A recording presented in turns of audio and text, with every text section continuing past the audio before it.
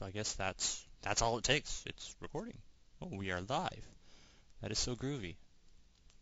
Now it's time to flood the chat room. It's time to flood the chat room and grief people. Yay!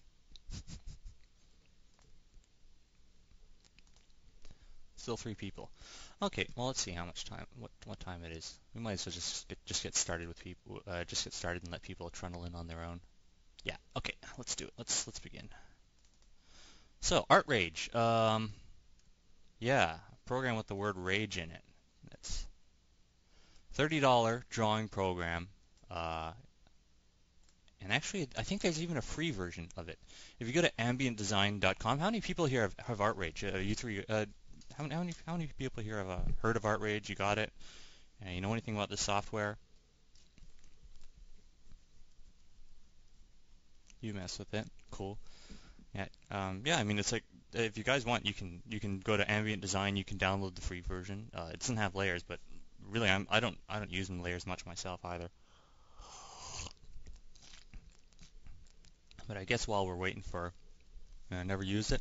It's pretty cool. You see, it's like an oil paint simulator, right? It's well, I mean, if you use it's like a natural media simulator. So if I use, let's say, the oil brush, you got these 3 settings over here. You got one for pressure, one for thinners, and one for loading. So it's just like, well, with oil paint, you've got you can thin the paint down, or you can work with no thinners and get really, really thick oil paints. There's a pressure, which says how much your brush pressure, your stylus pressure affects it, and loading, which is how much paint you put on the brush. And you can see down here, there's a little preview. See, it shows how much loading you put on the thing.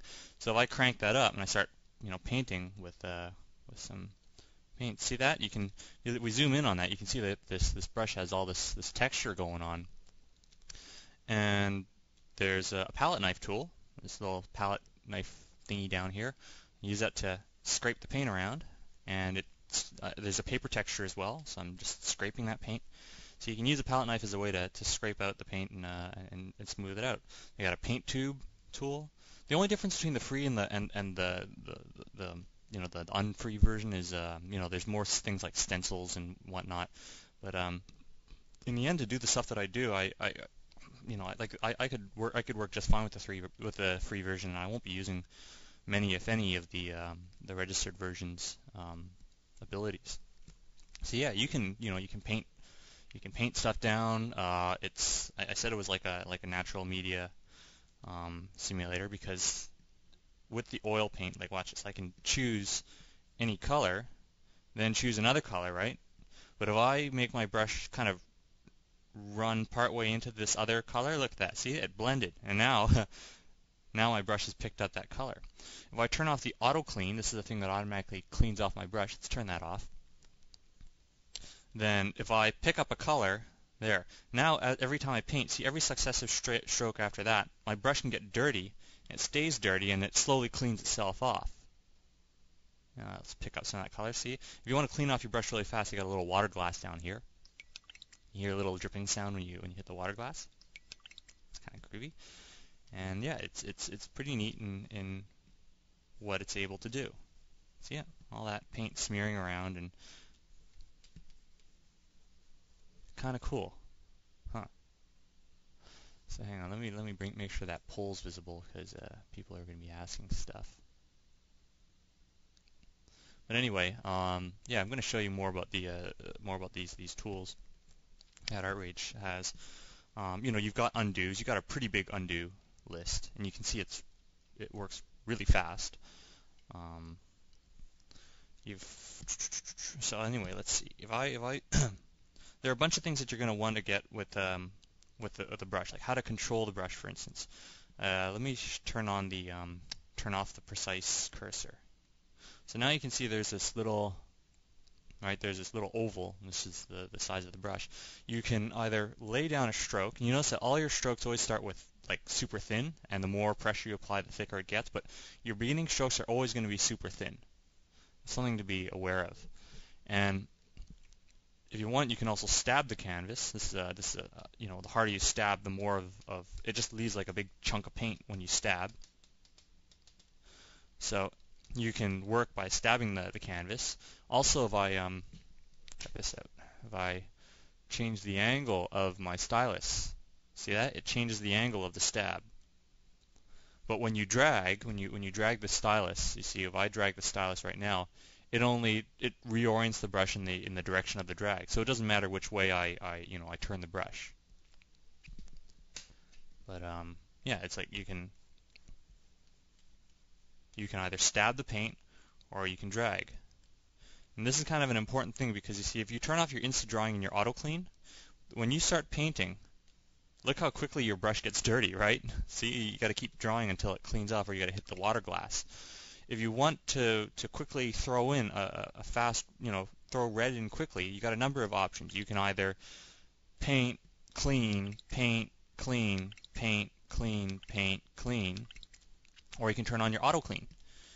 And that'll let you quickly spread out a red. That'll let you quickly spread out one color into the next. There's another way you can do it. Let's turn off the auto clean. You can also get a quick color change by doing rapid stabs. So I can paint. Oh, now my brush has become dirty. I can just rapidly stab.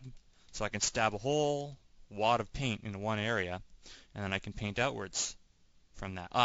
Now you see what happened here was when we clean my brush off, my brush got dirty out here. The moment I draw again, you see that? It starts out dirty because it remembers how dirty your brush was. So you're going to have to turn on auto clean if you don't want that to happen. Maybe you do. I don't know. Something to be aware of. So you might want to, keep hitting the glass or just turn on your auto clean. That's why they have that function. So you can quickly put it out. If you want, there's other ways. You can, let's see. Oh, right. The smaller your brush is, the faster it dirties. The faster it gets dirty. Watch this. See, it now it's dirty really fast. The smaller your brush, if I use like a really tiny brush, it dirties up really, really fast. If you want to get a blend, you can drag left and right, like that. See how long I was able to drag that blend for? But if I use a very, very thin brush, see how short the blend is? So you can use the size of your brush to control the length of the blend. Use a wider brush, I can carry it for longer. So the thicker your brush is, the longer you can carry a blend. But once you come back, remember that you're going to have to clean your brush off. Otherwise, you see that you're going to ruin it. So you got to be aware of what's stuck to your brush at the end of a stroke. You're going to have to clean it, draw, hit the water glass, hit the water glass. So that's generally how it works. So you're going to have to either turn on the auto clean option and just paint, paint, paint, paint, paint. But if you want to blend, then you're going to want to turn it off. And I'll show you how this becomes useful right now. So let's clear the layer. Let's say I wanted to do some wanted to draw some trees. So I'm going to choose so let's desaturate that color and start with simple branch like that. And I'm going to make multiple branches. Notice that the higher up I go, the smaller the branches. And also the direction of the branch might change. So if I were to do something like I'm just working off this axial stalk. And I'm going to paint these branches out in a helix. Some of them are going to come in at an angle like this. Some of them may come in at a wider angle. Right? So there's different, and then you can take these branches and you can fork. You put forks. Fork the branches. Sounds kind of dirty, doesn't it? I'm going to keep forking. Fork the painting. Okay. And you notice this. I'm working outside in. I'm not working inside out. I'm not working out like this.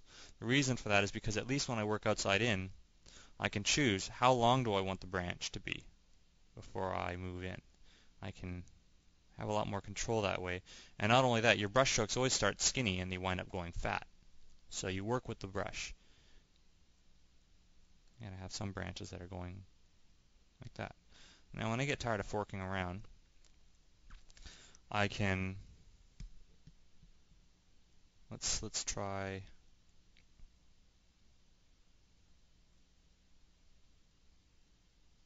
At the top of the tree, I'm going to use lighter colors, and the light it's going to be light up here, and the further down I go, I'm going to have to darken things down a bit, maybe make things a little bit more blue, a little bit darker, a little less saturated as well.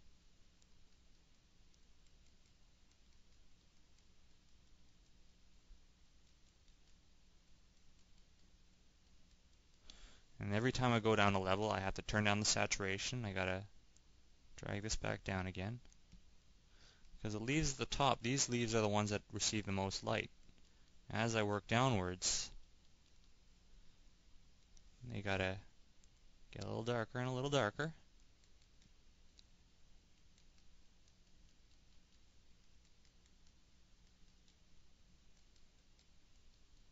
It'd be kind of nice if I had some branches that were really going to get closer. So let me just grab this color and let's have one branch that supposedly gets really close. I'm going to fork it wide like that.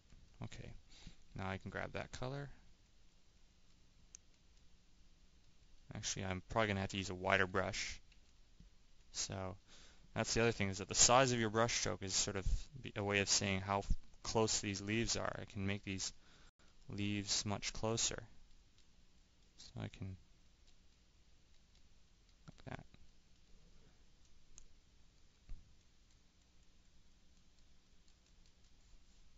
And you notice that I try to make it so that my leaves, they radiate.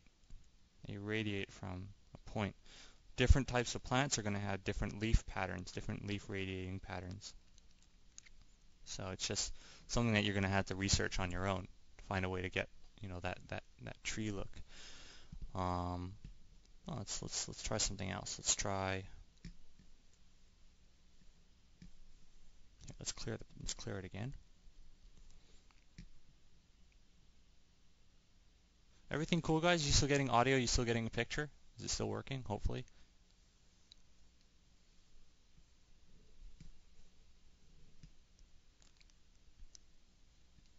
Let's see. Let's try a different distribution of tree branches.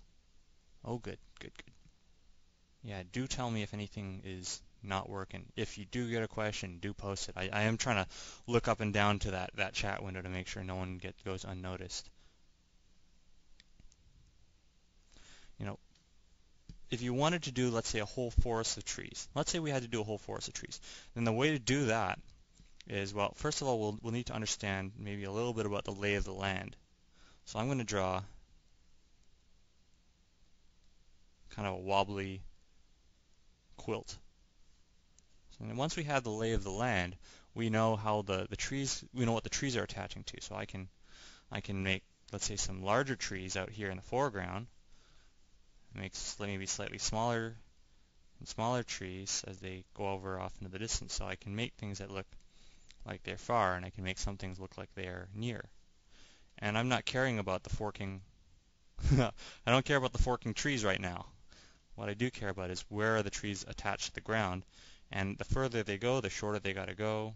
I have to use less pressure on the stylus to make them appear as if they are, to make the brush stroke thinner, because the more pressure I put on the stylus, the fatter the tree goes. If I need it thicker, then I'll just lay a second stroke parallel beside it. I want this tree to be really close, and I have to really hit it up. Right? So now, you know, what we have is the placement of all the trees. Now we can go and we can start doing all the forks. Now it turns into, well, factory line work. It's boring, but think of it this way. It takes a lot longer to actually grow these trees than it does to draw them. And the end result is a lot nicer.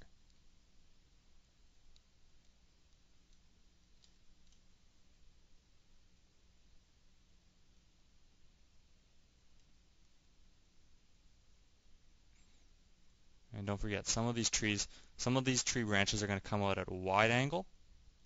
Some will come at a narrow angle. Right? Even the branches, sometimes you'll have them coming in narrow, sometimes you'll have them coming in wide. So it helps to have a variation. The other thing about these tree branches is that any tree, if you think of, a ring, right? And when you're level with it, the ring's straight. When you're underneath it, it's like that. You can have the branches that can be coming in from any angle of this radial ring, right? They can come from the back of the ring. They can come from any angle of this ring.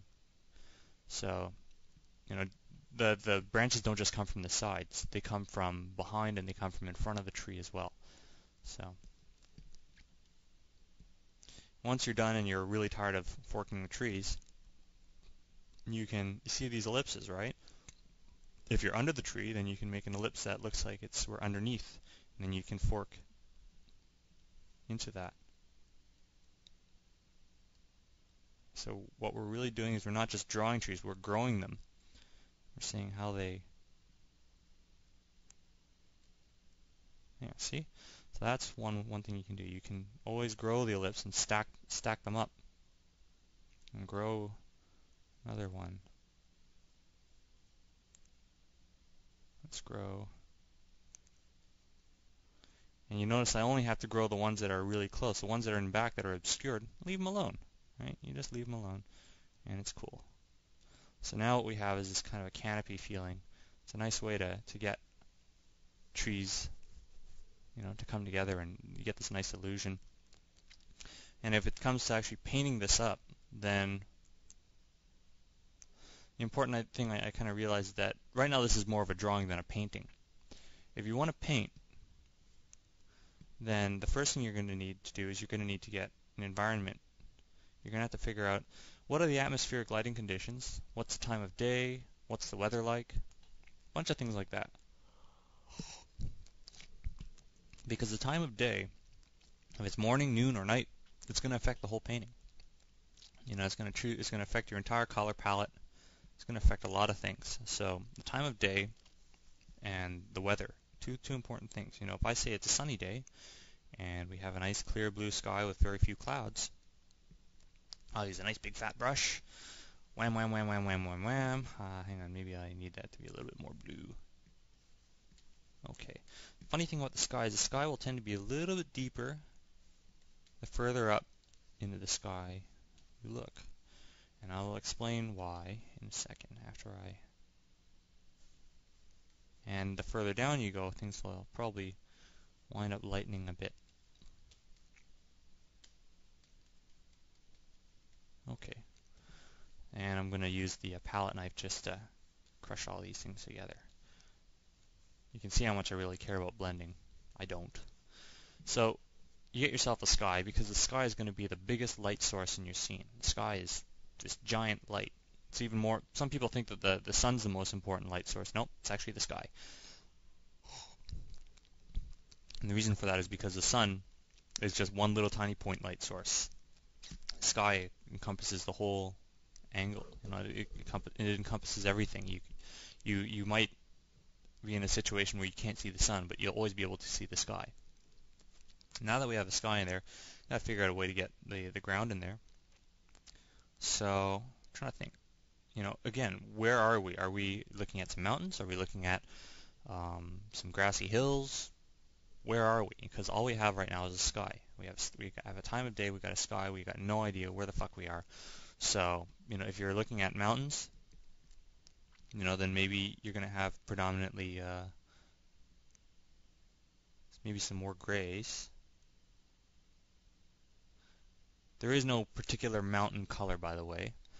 You're just going to have to pick one color and work with trying to make that color as, you're going to try and make that color work with this whole system. So if I draw mountain silhouette, I've got my auto clean on right now, so I can blast this color down quickly. Oh, right, and there's one more trick. If you don't want things to blend at all, you just turn on auto insta-dry. Insta-dry means things will not blend at all. But I like having my insta-dry off. And so the mountains that are close, I'm going to use a darker, this darker color here. But as they recede off into the distance, I'm going to use the color picker, and I'm going to use slightly lighter blue, lighter colors, and I'm also going to have to use maybe a smaller brush. I'm going to have to undulate these mountains a bit. Let's undulate, well, these hills. Take an even lighter version of this. Because what's happening is we're putting in a bit of atmospheric perspective. We're allowing the mountains to fade off into the fog of, off into the distance. Now, I'm just taking some of the sky color and doing this, but you can still work out what's known as a color harmony. A color harmony would be if it's, a sunny day, and let's say, for instance, that let me think for a second. If it's a sunny day, the sun is what's going to light up the particulate matter in the sky. That would be fog, dust, any shit that's floating in the sky is going to be lit up by the sun. And so those bits of dust are going to take on the color of the sun. So think about atmosphere. Think about the atmospheric conditions of the crap that's in the air. And the crap that's in the air is going to wind up tinting your mountains. So if it's a sunny day, and we imagine that, let's say the sun is coming, let's say the sun is actually behind our shoulders. It's behind us, and the sun is going to be falling away from us. So I guess in this case I will go with the blue. If the sun was back here, though, if the sun was up in the sky out here and was shining forward, then it would be the opposite. Maybe we won't have so much of a blue. These mountains will start to take on kind of a yellowish. Here, let me pop the sun in there. I'm going to do some quick stabs. I think if I hit F5, that'll turn on and off the shading of the paint. So maybe I should just swivel that in there. Now I can take this blue, and let's give it a little bit of the sunlight color. So I'm going to have to take this color here. I'm going to have to twist that over to, well, I'll take this blue and I'll make it a little bit more yellow. I don't know how to explain that. I'll take this color here. Here we are. It's already yellowish. Okay, but I can increase the saturation on it and maybe brighten it up a bit. Okay. And I gotta have my big brush. And then for the mountain that's really far off, I'm gonna have to brighten things up even more. Try to take the brush and make it smaller.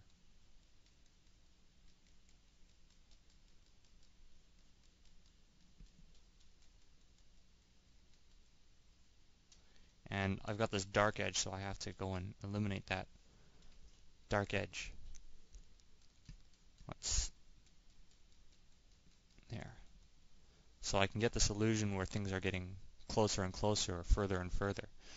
This brush, I mean, this brush, I'm just using, their oil brush. You can have this now for free. just go to Ambient Design and look it up. Look for Artrage. They offer a free version. You can download it right now for Mac or PC. I don't know what they're doing about Linux, but you can get it now. It's cool. I'll be here. I'll be painting for hours and talking, and it's recording, so you won't miss anything. It's like TiVo. For the record, I have no television actually, so whatever.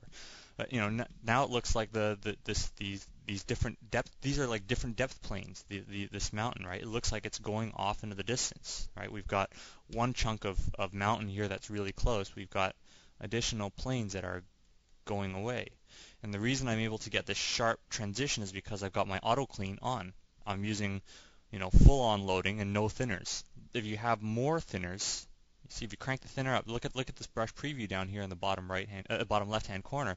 As I turn the thinners up, see, that becomes more and more and more transparent.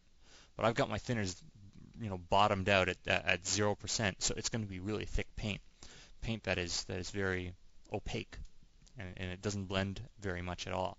So these are, that's what you have to do. Is that this brush, you have to change its settings. You have to turn on the auto clean, turn off the auto clean, adjust your thinners to get the desired effect, to get things to blend the way you want them to. So something to be aware of. Okay, so we have our landscape. Well, it's really simple. All we have are like 4 shapes. We have sky and 3 planes of mountain. Right? The other thing I've done is I've made it so that the plane of mountain that's really close is going to be much larger and taller in frame than the plane of mountain that's maybe a little bit further away. See how tall this is? Now it's a little, it's a little shorter, and then this little piece is smaller. The further away things get, the smaller and smaller and smaller I make them, just to get that illusion of depth. And I think the other thing I forgot to do is that right here where the sun is, I'm going to have to, let's take the sky and lighten up the sky. I know that the sun's here, so I'm just going to have to turn off my auto clean. Yeah, I'm going to turn off my auto clean, and I'm going to let's take the lightest color. Let me make that a little bit more cyan. I'll saturate that a bit, and I'll blend it outwards. Actually, what I should do is I should consider which direction to blend it. Ooh, maybe that's not so good. Okay, so maybe I'll just blend it outwards, and I can maybe not pull the stroke like that, but I'm going to use a small brush because I don't want my blend to go too far, and I'm going to pull those downwards. I'm going to choose maybe an even brighter version of the color. I'm going to hit that, give it a few stabs, and I'm going to pull it down. I'm going to pull it down. You have to stab and pull. Maybe I'll turn on my auto clean, so I can just scribble. Yeah, I can just scribble outwards indiscriminately, but I always go back to the center when my auto clean is on. On the other hand, okay, so I've got these here. Now, if I want to do the blending, I'll have to turn the auto clean off. So I can pick one of these colors here. I can scribble and blend. Now it goes dark, and I can blend, sideways because it's picked up these colors over here. I can take that color and I can blend down. Now that it's picked up this color, I can blend those outwards. But blending is something I like to avoid because it's like factory work. It's boring. It gets you out of thinking of what to do next. You don't have to make any decisions, but it's just creatively, there's very little creativity when it comes to blending. It's just it's a mind-numbing job, and that's what makes a lot of people's work kind of look bad because they spend all their time blending but not actually thinking about where they should be taking their painting next, what they should do to their painting. Now I can see a lot of this brush texture here. If we zoom in on that, look at that. There's a ton of this brush texture. We kind of got to get rid of some of that. So I'm going to turn on my my palette knife. I'm going to crush that brush texture a bit and just pull it outwards radially. Ooh. Hold on. There, I can just work sideways as well. So the palette knife can be also used as a blending tool as well. You just crush that color outwards. We are using Artrage 2, but this software is available from Ambient Design for $30, or you can get the free version, which doesn't have layers. I'm not using layers, although I registered the software. Nothing, I'm just using their palette knife and using their oil brush. So there we are. We have a space here that we want the sun to appear. So I can go and I can put that sun back in. And stab it a few times and then flatten that down. I can, just looking at the sky here, this sky, not guy, but I'm thinking sky is a little too boring. It's just this big blue sky. What else can we put in there? Well, you can have clouds, you can have birds, you can have anything that's in the sky. So let me just turn down my saturation a bit. I'll have to make things a little cooler. I think it's a little too dark. And hold on a second. Yeah, okay, so let's make this the underside of a cloud. Let's turn this into, it's still too saturated. Okay, and I need a larger brush. I need to turn on my auto clean because I gotta lay down colors. When you're laying down colors and shapes, you're gonna need to change your brush settings. Maybe that's better. So there we have it. I can have a really, really close cloud here. I can, make this even like that. So I've got one large cloud plane that's up close, and as the clouds go further off into the distance, I'm going to have to make them progressively lighter and lighter because of the haze effect. So, who said clouds had to be white, right? Clouds can be many different colors. And even the clouds here, maybe I'm gonna open up a big hole in the sky, so the clouds that are on the other side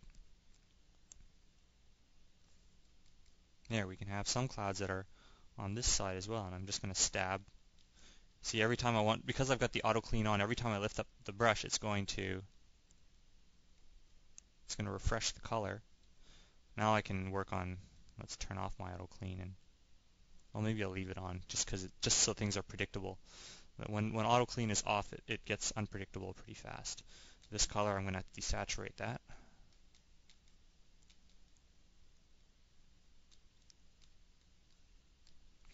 And I'm going to take some of these lit colors and I'm going to use those to rim. Let's get a bit of a rim going there. I want to see the inside. Now we're seeing the back sides of clouds out here. And I guess I can put it on a, let's choose a slightly light color and let's just show a bit of that light spilling around the edge. Yeah. Starting to sound like Bob Ross, sorry. But there we are. Now we've opened up a hole in the sky and we can take these other colors, you can wrap them. Let's wrap the edge. Oh, hang on. Okay, so the way this this whole shading thing is working, I'm gonna just give you a quick diagram of what's going on. Think of it as let's take a pencil, give myself a black color. Let's turn that down. Yeah, if you take a cylinder, right? If you look inside a cylinder, and actually maybe the cylinder is a little bit more like a cone. Here, let me see. Yeah, here we are. All right, we take a cylinder like that and like that. You see, this area here is receiving a lot of light from the distant sun, right? All these areas here are getting lit up, and everything, it's like we've taken the sky as a big plane.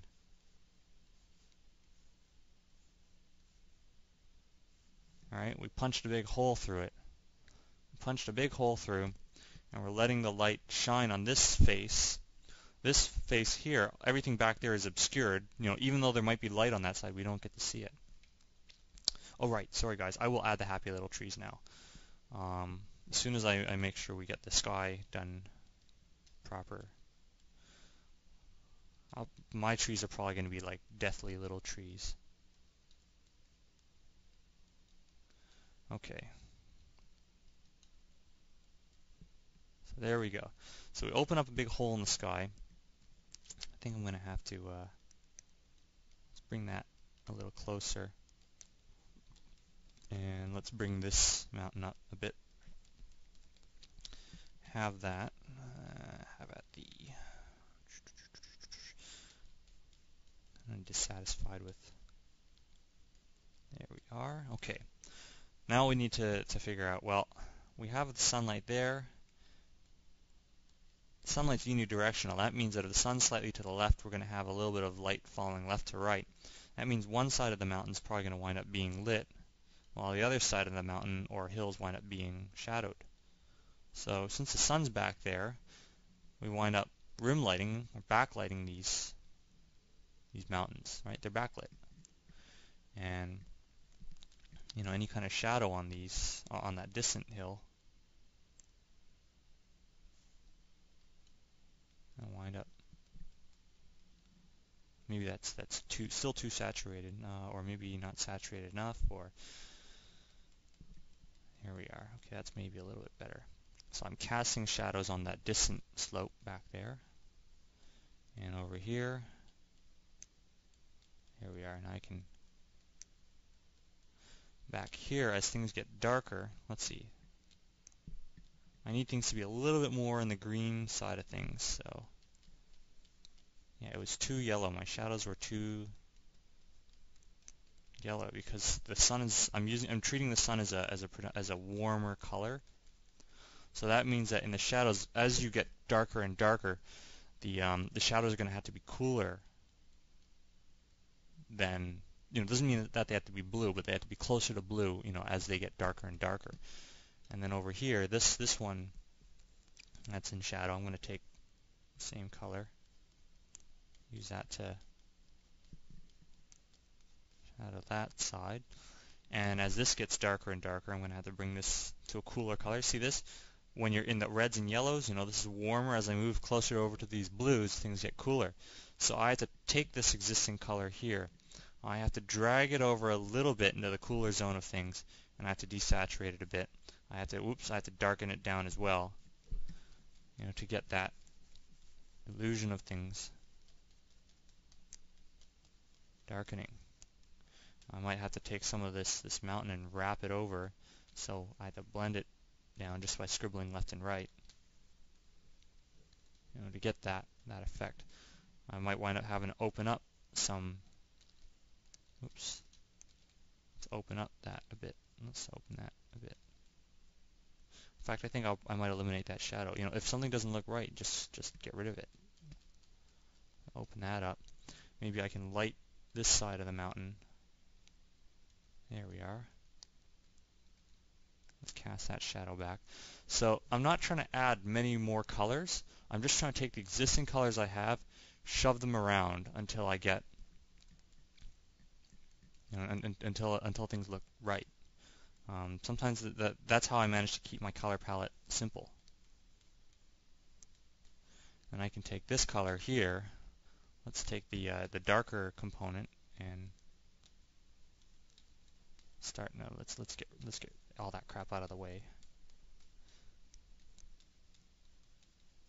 Okay. Oops, wrong button. So I'm just using the eyedropper to grab what existing colors I have and reshaping.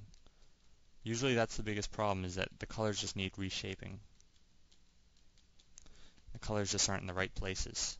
It's not that you don't have necessarily the right color. Well, that's another problem of its own. So, like I said, trees have to have some land. Trees have to sit on land, so that's why it's important that we get these hills to look, dimensional.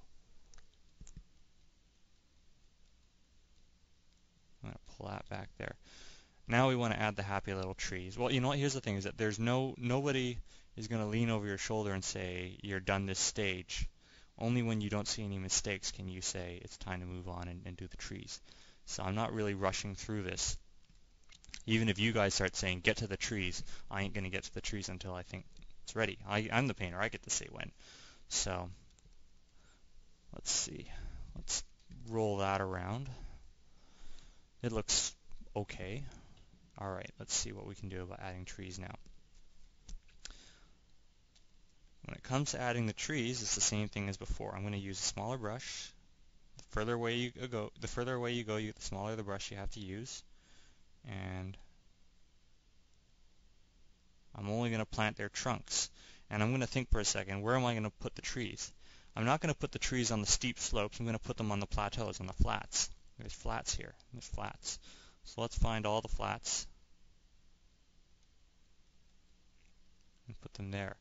And in the faraway trees, I have to use lighter colors, right, because of the atmospheric perspective. As they get closer and closer, I have to use darker and darker colors. And you notice that I don't just put trees up here on the edge. This is a mistake that people tend to make. I don't just put the trees, up here on the edge. That's a mistake. You want to make it so that these trees, some of them are behind, some are on the edge, some come over. Right? So I'm going to make them come over the hill, coming over the mountain.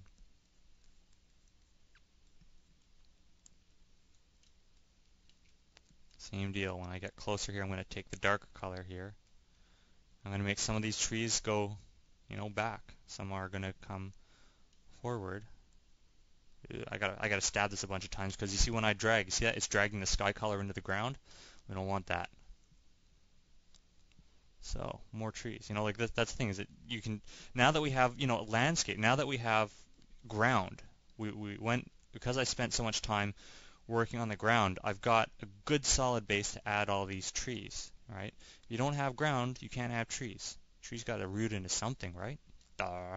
So, but now we can put it in this case, you see how if you keep pulling the sky in there, stop doing it.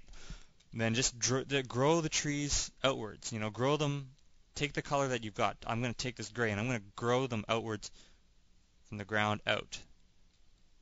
Right, before I had to drag, back and in, but now it looks like I have to change my strategy because of the way the paint is blending. Or I'll have to choose to turn on drying, which I don't want to do. I don't want to have the instant dry. So now I can just pull, and of course the closer the trees get, the fatter the brush I have to use, the fatter the trunk, right? The trunk's not really getting thicker, it's getting closer. So, and also the spacing between trees. Look how closely I space the trees in the background. It's in the foreground you need more and more spacing.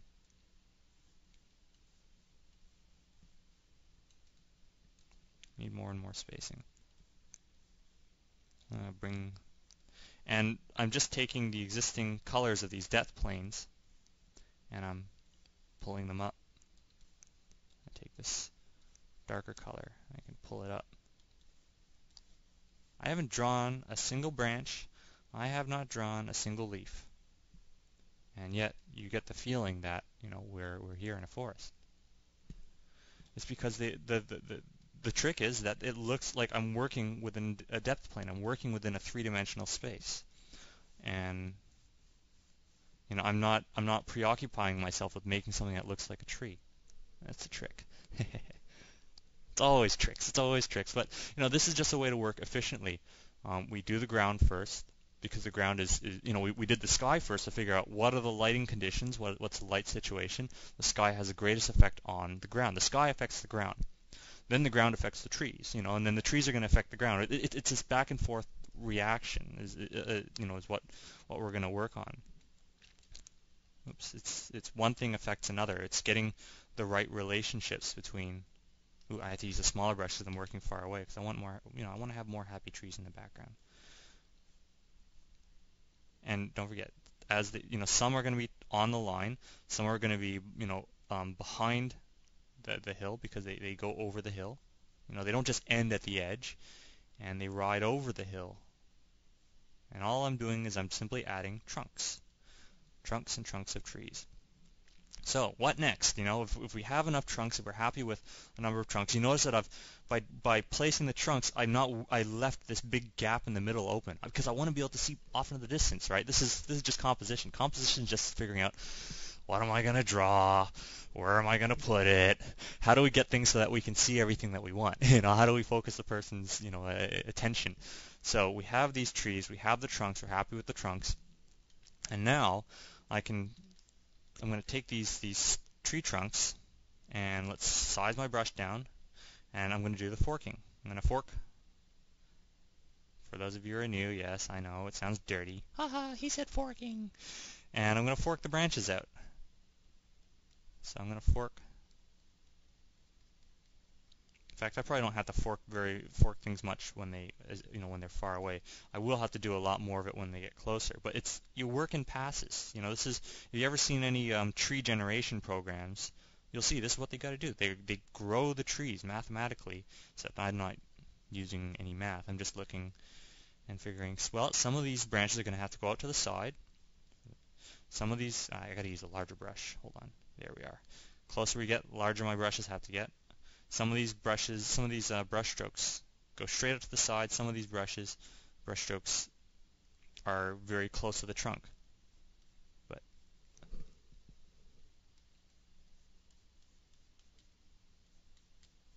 there we go. So some of these are going to go. See, some of these branches are going to go behind. So you just take that and you put it. You repair. But this is why I'm working back to front, because I work back to front.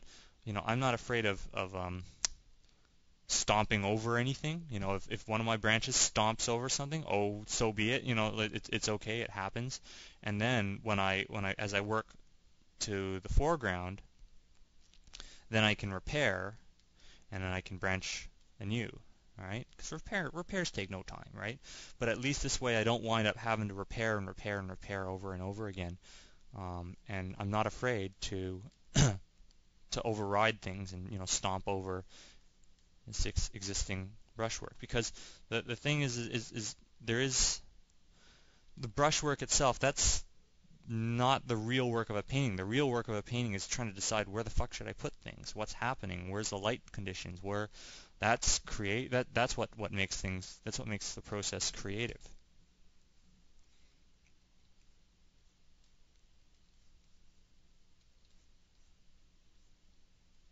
You know, the decision-making process, that's the hard part.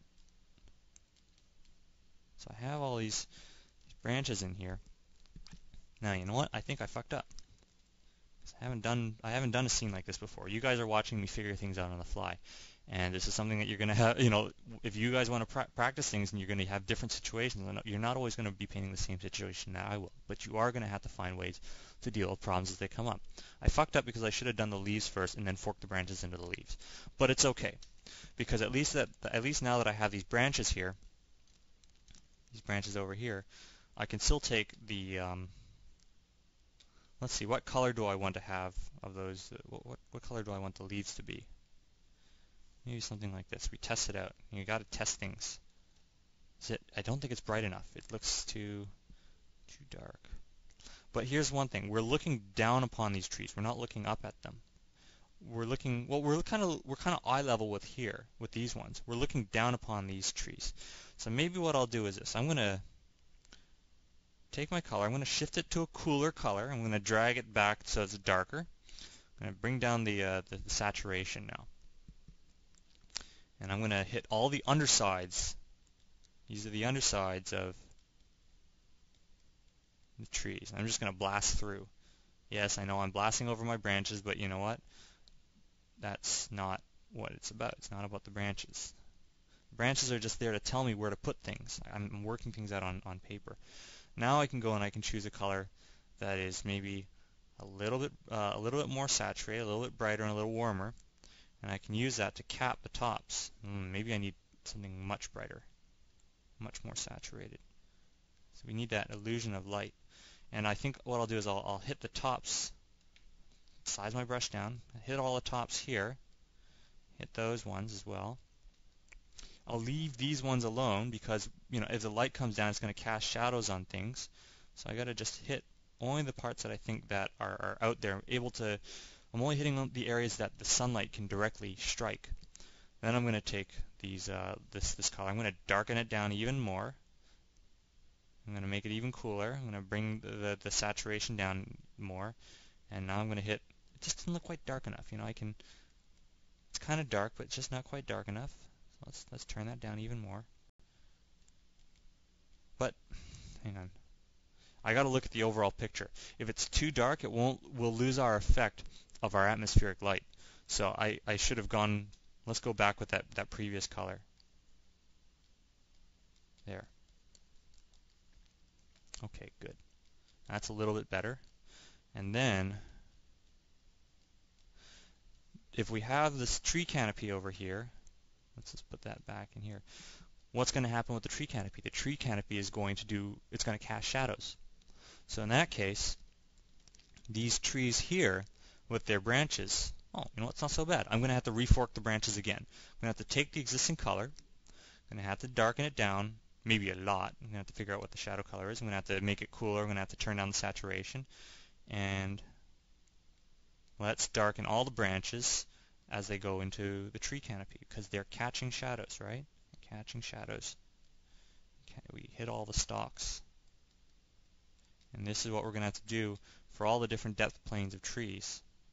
But I'll tell you, this may seem like a really tedious process, but the trees sure take a lot longer to grow naturally. So, you know, it's better to just do the work and get it over with. At least while you're painting this, you know, you can be glad that you can switch off your brain for a little while you deal with this problem of making things look right. Okay, so these trees all have much darker branches inside. It's a little bit better, but they got to cast shadows on the ground. So I'm going to grab this shadow color over here. I'm going to use this one over here. I'm going to grab that color and I'm going to apply it. I figure out where's the tree canopy. So I guess I'm going to have to apply it to the ground all the way around here. I'm going to have to find out where's, you know, if I look at the treetop, how far over is that tree canopy going to project to? I think it's going to be about here. Now I can just start stomping over my old stuff. In fact, I might wind up blitzing through some of my work and then just draw the trunks back in. Okay. There's nothing wrong with blitzing through your work, because I tell you, the second time you draw it, it's going to be better and better and better. So I blitz through my work. I'm going to add a few holes into the ground. I'm going to just, because the tree canopy is kind of sparse. There are going to be a few holes. I'm going to open up a few holes, and I'm going to put the tree branches. Let's put those back in. There. See, it's not so bad. It's not so bad. It's because you see how much little time. Like, I spend more time redrawing things, but at least I'm not sitting there blending shit. I hate blending. Then I can go and I can even put there the branch, some of these smaller cast shadows.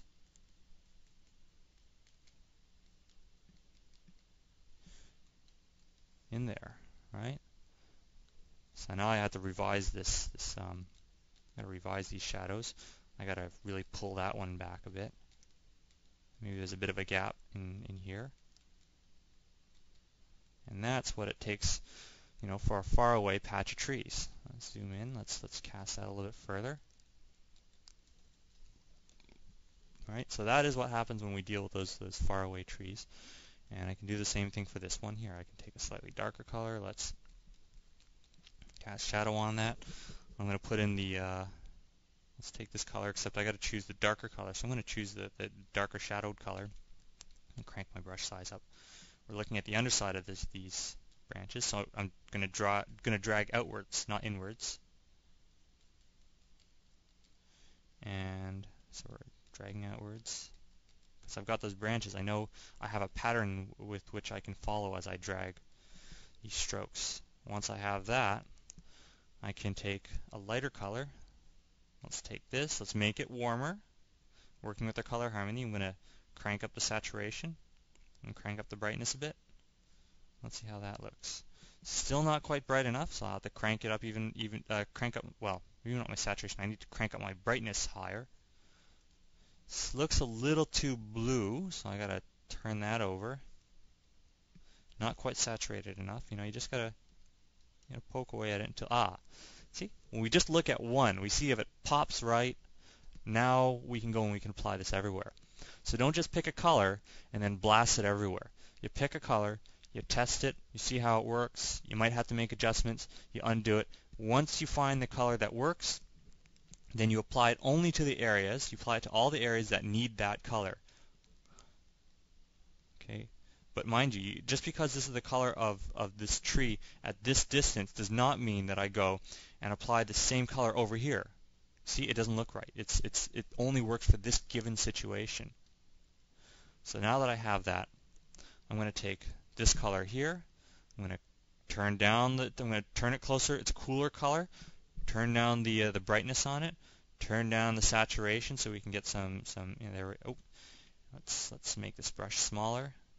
Let's see, is this dark enough? It's not dark enough. I have to turn it down even more. Okay, now we have something that's working. And I can grow the branches back up into the tree canopy. It's all hunky-dory. So this is the time when your brain gets to get a little bit of a rest while you apply it to just the necessary areas that need these new branches. And then, let's get that tree here. Let's take a bit of that lit color. I'm going to drag some of these shadows because I got branches in there, right? The tree branches are going to be kind of dark, but they're all going to cast some shadows. The closer we get to things, the more detail that we can put in. And I can take a bit of this green and I can hit a few of the things on the way in, right? And then I got to take the ground. So let's take that darker color down here where the ground is. I've got a mountain. Well, I've got a piece of hill that's going to cut that off. So let's apply my shadow here. I got a light direction that's going away this way, so it's going to eat away It's going to eat away at the shadow, because the shadow is now projecting up along the side of this hill. There we go. Got to get our shadow projections right. In fact, I think a bit of the trunk is probably going to wind up coming out into the sunlight. So I take this trunk color. I'm going to have to warm it up, brighten it, saturate it, and we can have a bit of the trunk there. Use the sky to eat that away. Now, what I have not done is my trunks are just these poles that go straight into the ground. Where's the roots, right? These roots. I mean, trees gotta have root systems. So I might even go into some of these and radially pull out. Let's pull out a few roots, not lots. This is just like the forking system.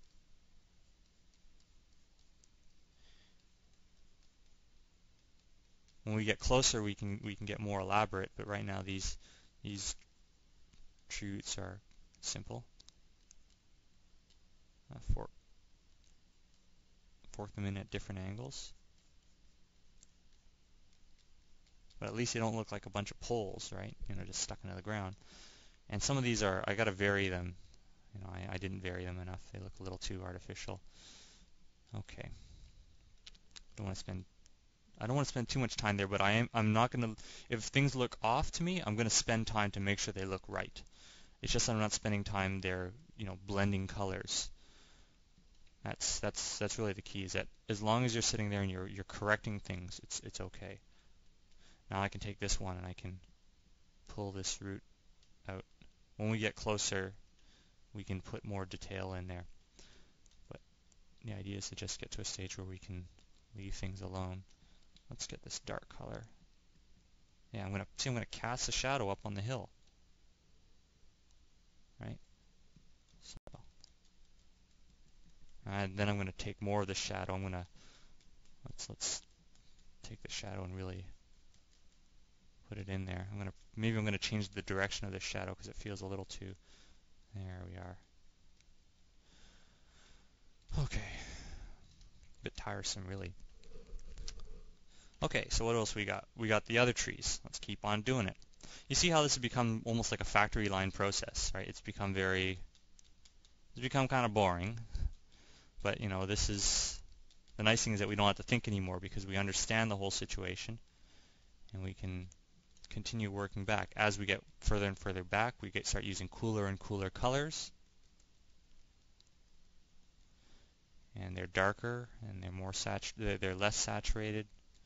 Colors start to get more and more punchy as they move back. Like, you start using fatter brush strokes.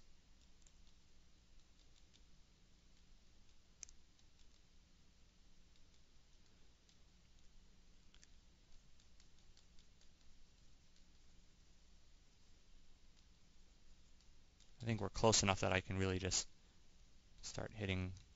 Let's get a much bigger brush. Okay, now let's really hit these.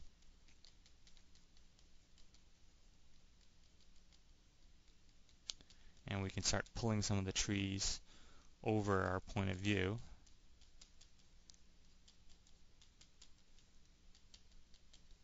See, that's the thing about things at a distance, right? At a distance, it actually becomes kind of expensive because you got so many trees in such a small area and you spend so much time there. It's really boring. When you get closer, things get a little bit more interesting and you can be a little looser. I'm painting through some of my strokes. Use more saturation, brighter, warmer, more saturation, and I can hit far away things, but over here where they get closer, I may only hit that edge, right? You got to know which way the light's pointing to know which edges you can hit. Leave the others alone. Then we can take the same color and we can poke holes. I'm going to poke holes in here, and it's poke a few holes through these, and maybe when I poke the holes, I'm going to smear the colors down a bit. And the closer you get to the inside, the more holes you can kind of poke. So I poke those holes through. Repair the tree trunk. Let's repair these tree trunks. Repair the branches and put some of the branches in. You only have to repair. You don't have to repair everything. You just repair the ones that are closer. Not so bad. And then let's repair this one. How you guys doing? I hope you're not too bored. Feels like I'm doing all the talking.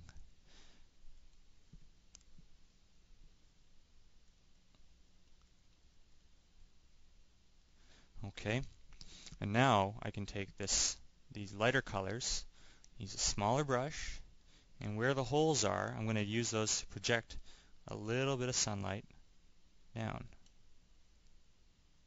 Yeah, you just up higher, you're going to have more projection. See? Oh, it's cool. No, I mean, like the thing is people are talking. Like last time someone said anything was like a quarter of an hour ago, so it's okay. Don't worry about flooding the chat room. If you got questions or anything, that's the thing. I am looking up there, just to see if anyone, is still alive. I hope, I'm not boring anyone. I sometimes I can't tell if there's anyone in the room or not. Um, yeah. See, now I'm just where these holes are. There's light projecting through. And the direction that you see, the direction that I'm pulling, I'm pulling the streaks down, in the direction that the sunlight's going. You know what? I think I fucked up. I fucked up, guys. Haha. Hang on, let me rewind. Whoop, hang on, I rewound too far. Maybe when I pull that light, I should look at where the sun is and pull it in the direction of the sun. Maybe that's what I should do.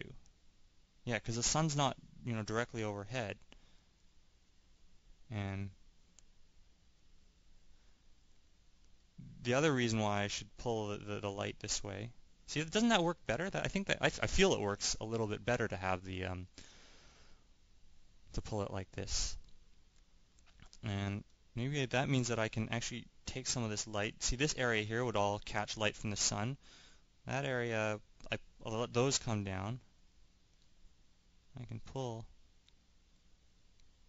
Depending on, the distance that I pull these strokes is very important, because if an area here is not exposed to the sun, then it shouldn't receive a pull stroke. So that see, there's the sun. I've got to pull it away from the sun, right? I might have to, put a little bit of a rim. Let's put a rim on that, some amount of rim. And also when it goes down this way, we got to pull it like that, right? Because the sun's become kind of our vanishing point for the direction of the pull. Maybe I'll leave that alone though, because I feel that things are just getting low, and I haven't. Yeah, I pull that. Let's pull. Maybe I'll leave these ones alone. I'm going to leave these ones alone. I'll just do it on one side. See, even here's a trap. The trap is that when you look at something. When you look at something, you start painting. Start painting these little funky strokes, right? You start painting these neat little streaks, and it starts looking alive to you. Suddenly it's like, oh wow, it's amazing. The impulse will be to spam it all over the page, and you don't want to do that. You don't want to spam it all over the page because these strokes only work in a certain place. If you spam it everywhere, you wind up breaking down your system. It's a system of light. It's a system of trying to figure out where is the light going, and how are things oriented. What's going on. You break down in your system. So that's why you have to constantly look. Where's the sun? Where are these things stroking? Where should I put the strokes? In this case, maybe I'll leave this one alone. I'll just have it on one side. It just doesn't feel right putting them here. I can take some of these. I don't have any roots, so let's put my roots down. Let's drag these branches out. Now remember, when you drag a tree root out, sometimes they'll come out wide like that. Sometimes they'll come out at a narrow angle. You can really change.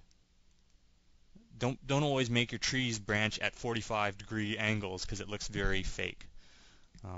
Do vary it up, change it up, and your painting will thank you for it. Oops, I gotta take that darker color. I just want to pull that out. I'll pull that out a bit, and I guess in this case we've got this. You see this color here? It's become rather dark, right? It's become rather dark, and we've lost all our. There's no varying, right? The tree on the hill. Oh, this guy over here. It's need to. You know what? It probably could use them. And this is the nice thing is that we can look at this painting and we can tell what's wrong with it. You know, you can there. See, I can just hit a few. That's what you want. Is you want a painting where you can tell from a glance, you know, what's wrong. And then also these guys up here, they're going to need it as well. Right. You got to give them the same love. So I'm going to have to shadow them a bit.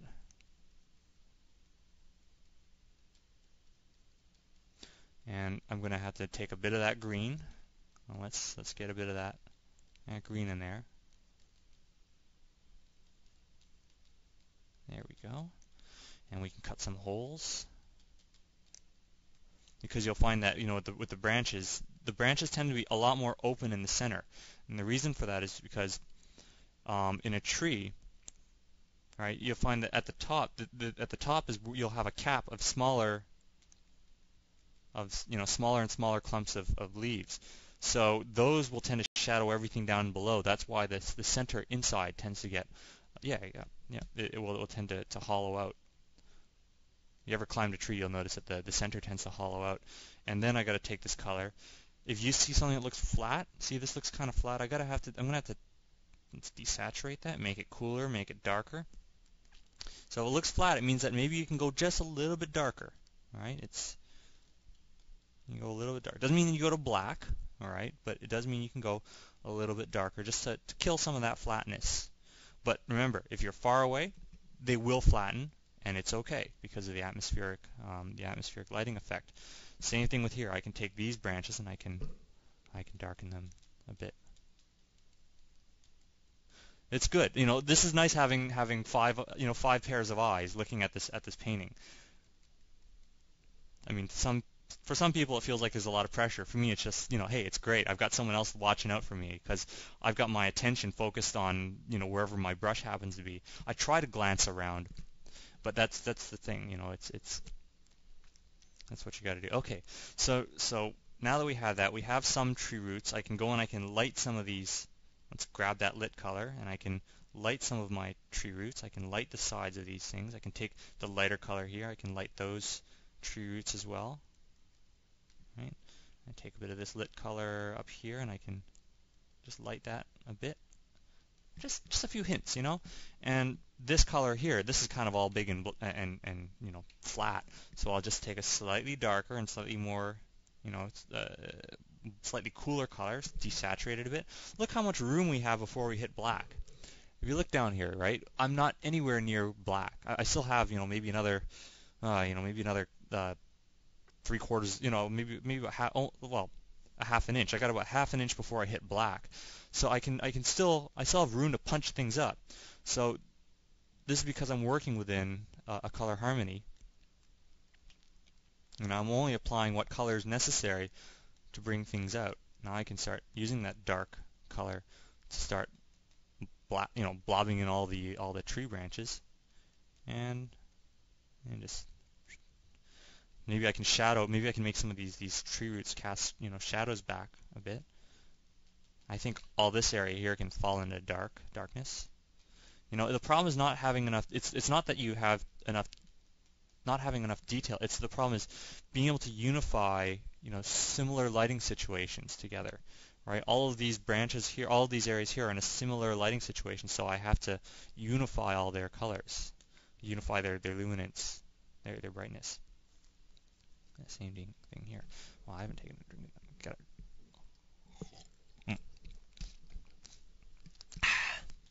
Talking for so long. I was talking for 3 hours straight before this. Before I had dinner, and this started up. But not complaining. Okay, I'm complaining. Sorry. I'll stop. Now I can take a bit of this lighter color and I can just use it to hint at a few bits of detail. And there. Now, we're not done yet because all we have are trees, hills. You know, that's not the only kind of plant life you can have in a painting. There's different kinds of plant life. There's trees, trees are probably the most predominant, largest, type of plant life you can have. There's not just trees and grass. This is the problem I have. When people draw an environment, they always draw trees, grass, and that's it. What about, small saplings? All the trees aren't necessarily the same age. It tends to be that in the center of a forest, you'll have no saplings because there's not enough light. You see all this shadowed area? Nothing can grow in that, right? So you'll tend to have smaller and smaller trees on the sides. The saplings grow on the outsides because these trees, they will flower, they will drop lots of little keys or little seeds, and they'll plant themselves on the edge, and you'll start getting smaller and smaller trees. So I can start planting down a few saplings. Oops, I gotta crank my brush size down, and yeah, you can have a few saplings, right? So that way it doesn't look so barren. It doesn't look so bleh. Um, I can a few younger and younger trees. Maybe I can make that one a bit taller, make that one a little shorter, and you can start planting these saplings amongst the larger trees and moving them up on the depth plane and giving them a bit of a root system. But now it's not it's we're working with a structure. We have this big structure that we can work with, and I can maybe I can I'm going to be a little less aggressive with the forks, and then maybe a little less aggressive. I'm also going to have to plant saplings out there, so I haven't forgotten, but I am going to have to get some amount of these guys. Let's get some of these populated with, and I'm going to purposely stay away from that, just I might reach a few towards that, and that's fine. See, I'm going to frame the sun with some of these brush strokes. I'm going to pull them inwards, I can, same with out here, let's take those, let's frame them, and by having things that are closer, see, I can take some of these saplings and I can have them stomp over that one tree, but it's okay, these things are just closer, it just works that way. You're not ruining your work, it's you're able to add more detail. You had to draw that tree in the first place, it's okay, all right? So I'm going to go and let's get some of the lit stuff. Let's light those saplings up. Okay, so let's light that. Let's a little less there, a little bit more there. And okay, then we get even smaller saplings, or you can get even smaller plants. You can have weeds and bushes. So I can take, let's go over there in the distance, and I can have some tall grass, or I can have tall bushes. And I'm going to plant them. Inside the center, you won't have that because there's not enough light hitting the bottom. But on the fringes, you're going to have progressively smaller and smaller plant life. I can use maybe a little bit of darker stuff here. And I'm going to use that to line the fringe. I'm just working in between these little spots here, and I'm just planting a little bit of plant life to fill in the gaps between those trunks, because it's a forest. Things will grow wherever they can. Fill in a bit of these areas. I can take these and I can put in a few silhouettes. So I can take some of these colors here on these planes of color. You see I've got this big shape here of yellow. That was my ground, right? The thing I put in the beginning. I can take these big planes, I can use the eyedropper on their color, and just drag the color out. And drag it out, and that makes me some small amounts of bushes. This gives you the appearance of detail. I do the same thing out there. I can take some of this lit color and I can, pop that inside. I can, eat out and eat in. So this is going to break it up and make it look more complex. It gets us, and some of the bushes that are underneath here, I'm going to, use darker colors on those because they're in the shadows. Maybe a little bit more I think they're a little too punchy. Let me just crank that back.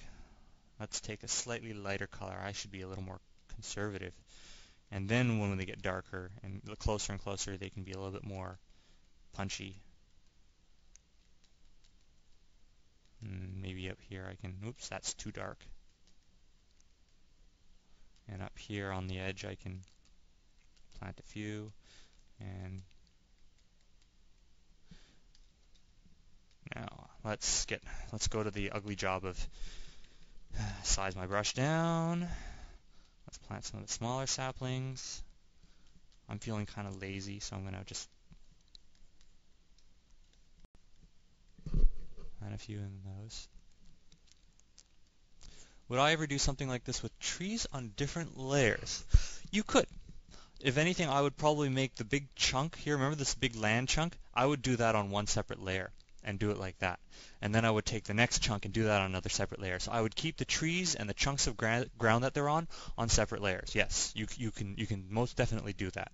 But you know, I'm using no layers. We're on one layer. I haven't even saved at this point. Maybe I should save. Save painting as trees. If it crashed, you know, I don't want to. I don't want to think about it. So, you know, at least this way, if it crashes, we can just, you know, jump in and take where we left off. But yeah, you are going to get the smaller trees. They're going to cast their own smaller shadows. We are going to get some small amount of you know, bushes and stuff. At least, you know, there's one thing I can say about Artrage, in that it's a fairly stable program. You know, and I can get, here we are, we can get a bit of that in there. I take the darker color, and let's take these. It's nice to be able to work on one layer. You know, I don't have to keep switching layers. I don't forget that I'm painting on the wrong layer. I don't, you know. Yeah. I'm too obsessed with what's going on in this painting. That's my problem. That's good, you know. It's just it's like oil painting. This oil paint simulator. It's a very good, very good program. And now I can, you know, here it's looking a little simplistic, but I can take this color and I'm just going to scrub and scumble outwards. I can take this lit color and I can pull it in. Let's pull that in. I can take the shadow and I can pull it out. Let's pull that in. And same deal. Let's keep working that, taking this lit color and pulling that in. So I'm just pulling things to grab that color. I'm just taking colors and I'm just pulling them back and forth into each other. You know, helping to break up those big, simple shapes. You have to make a drawing that looks ugly at first. You know, has those big, ugly cutout shapes. But then you go in and you split them up, you break them up, and you scrub one color into the next. I think I need some shadowing back there. And maybe I'll just scrub through. You know, do get used to just scrub through your work and then repair it. See, it takes, you know, it takes like 10 seconds to do it. So no excuses, man. No excuses. Just you got to do it. You got to do it. And better to get it done and out of the way. And your painting will look better for it.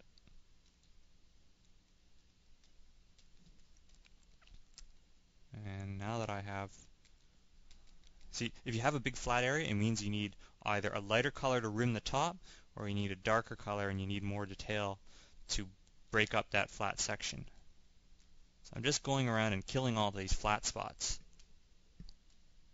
Yeah, it does take a lot of focus. But that's the thing about this process. This process lets you focus on one thing at a time. It's not, oh, I drew through my branch, now I have to fix it up. Oh, now I'm going to make another stroke. You know, it's like that's the thing, is it's an iterative process, and we work on this whole thing in passes. We can go through the whole painting and try and give each part the same amount of love and fix things up, you know.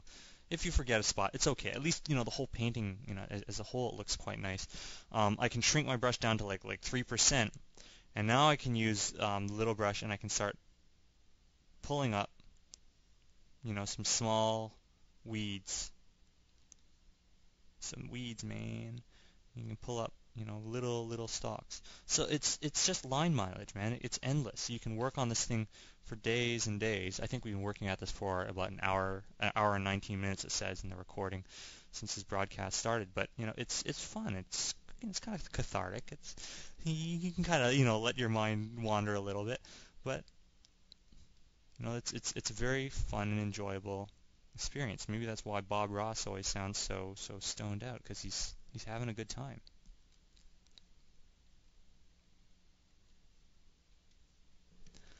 And then It's. Oh, I know. I've worked on 8-hour paintings as well, and I don't like working on paintings for 8 hours, right? Unless, unless there's something, unless it really does start to look like, like it was done on 8 hours and it looks really good. But you know, this is what an hour will get you guys. An hour can get you this. You can get this in an hour. I've recorded the session as well. I've recorded the session, so if you guys want to see this all over again, I'll try and. This is the first time I've recorded. I hope it doesn't blooper on me. It doesn't kind of explode or implode. But that's pretty much that's my process. This is just for forests. I'm afraid this is not how I work from a photograph. But it's like after I put those stalks in there, then I can put some lower leaves in there. I can branch out and add a few simple leaves like that. And I was saying for some of those, okay, if I need leaves that come from outside and go inwards, I can take this. Here's where I turn off the auto clean. I've got my auto clean turned off. I can take this lit color. I can put leaves at the edge. All right, I'm putting leaves, and look, this thing is darkening. My brush stroke is darkening because it's not cleaning itself. See, I can have lit leaves, and as I move back into here, look, see how it darkens? That's what the auto. This is why it's nice sometimes to turn off auto clean. You take a lit color, and your brush strokes will just get dirtier and dirtier, and it looks good. It gets a sense that as you get into the darker regions, it starts to take on the lighting. You can work in the opposite way. You can take the dark color and you can start working from the bottom out. See, and it gets lighter and lighter. So that's what turning off. That's why you want to turn off auto clean, is especially for small leaves and stuff.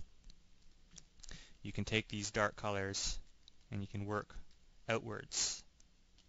Well, work from inside and work till you move out. You can, even when you're planting the stalks, you can take this dark color and you can plant multiple stalks. See, as the stalks go out, see, they lighten up. They lighten up. So do learn all these different settings. Do learn how the auto clean into dry work. When you start planting things in different locations. See, when I'm down here, I'll use a big stroke, then a smaller stroke, then a smaller stroke, and a smaller stroke, and a smaller stroke, smaller stroke. See, that's how I get things to look like they go out. It's all an optical illusion, man. We're totally fucking with people, man. So yeah, that's what it takes. That's my process for working at this stuff. I guess if I want to, I can go up, into the tree tops, and I can start using that, right? Because I can grab that lit color, as opposed to having to take a trip to the water glass. I can just use the eyedropper, and that does the same thing because it cleans off my brush every time I sample a color. So I can use that to grab a sample and then work into the darker areas. Or I can grab something that's dark, and I can work my way into the lit regions. So this is how we can break up these overly simplified, tree bits, the leaves. Yeah, you just take the simple shape and you break up the simple shape. But you need the simple shape there in the first place, right? You can't work without the simple shape. If you don't have the simple shape, you don't have a nice basis to work from. You don't know where to.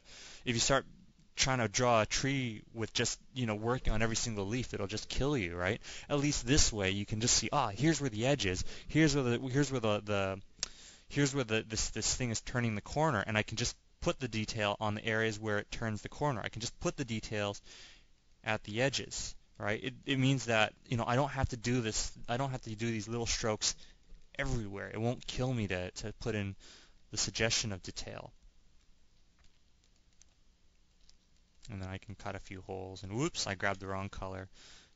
And yeah, I do use my undos. I use my undos when I'm experimenting. I use them when I screw up, but generally I don't think I've been too reliant on my undos. Because if you draw and you undo and you draw and you undo and you draw and you undo, if you find that you kind of get into this endless cycle and you can't get anything to work right, you have to stop. You have to ask yourself, what are you doing wrong? Because you're making the same mistake over and over.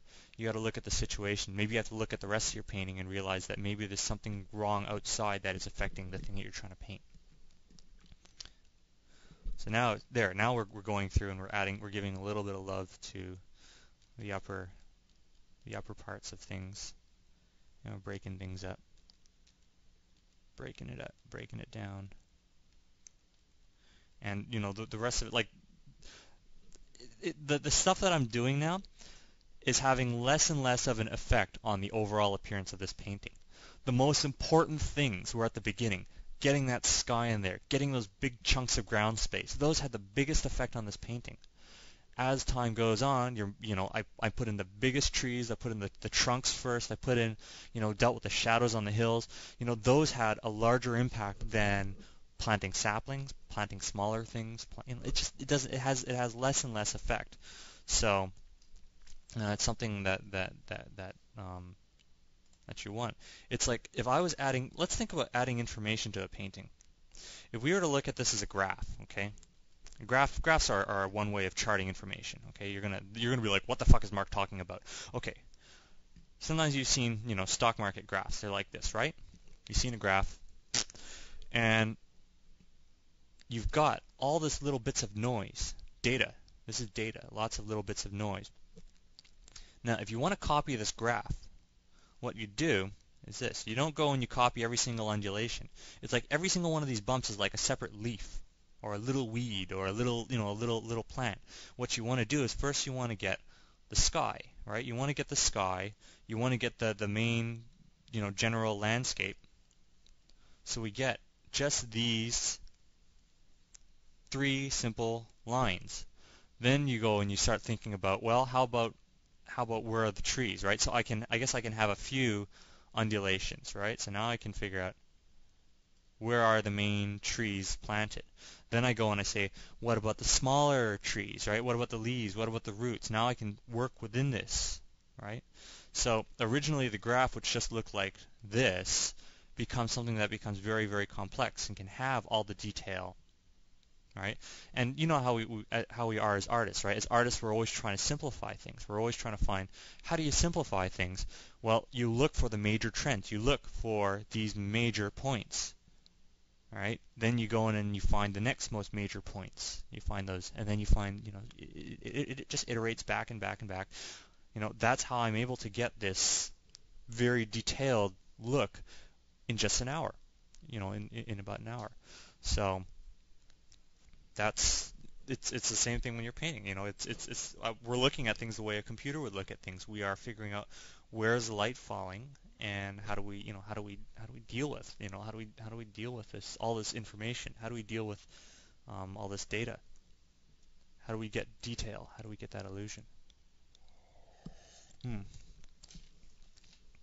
Okay, so let's look at the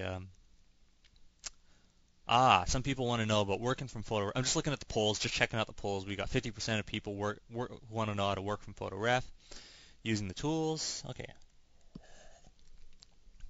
Well, the host is certainly done doing his own thing.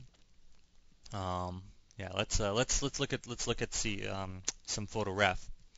So I'm going to bring up a web browser so let's find the picture.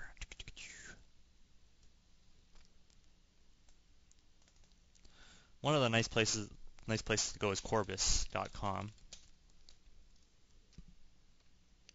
Corbis is a pretty good stock photo library. Ooh, that's kind of cool. Anybody want to do this one?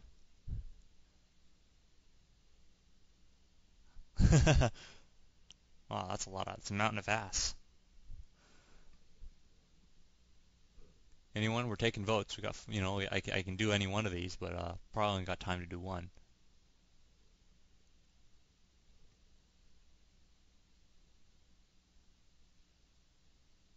Should I choose?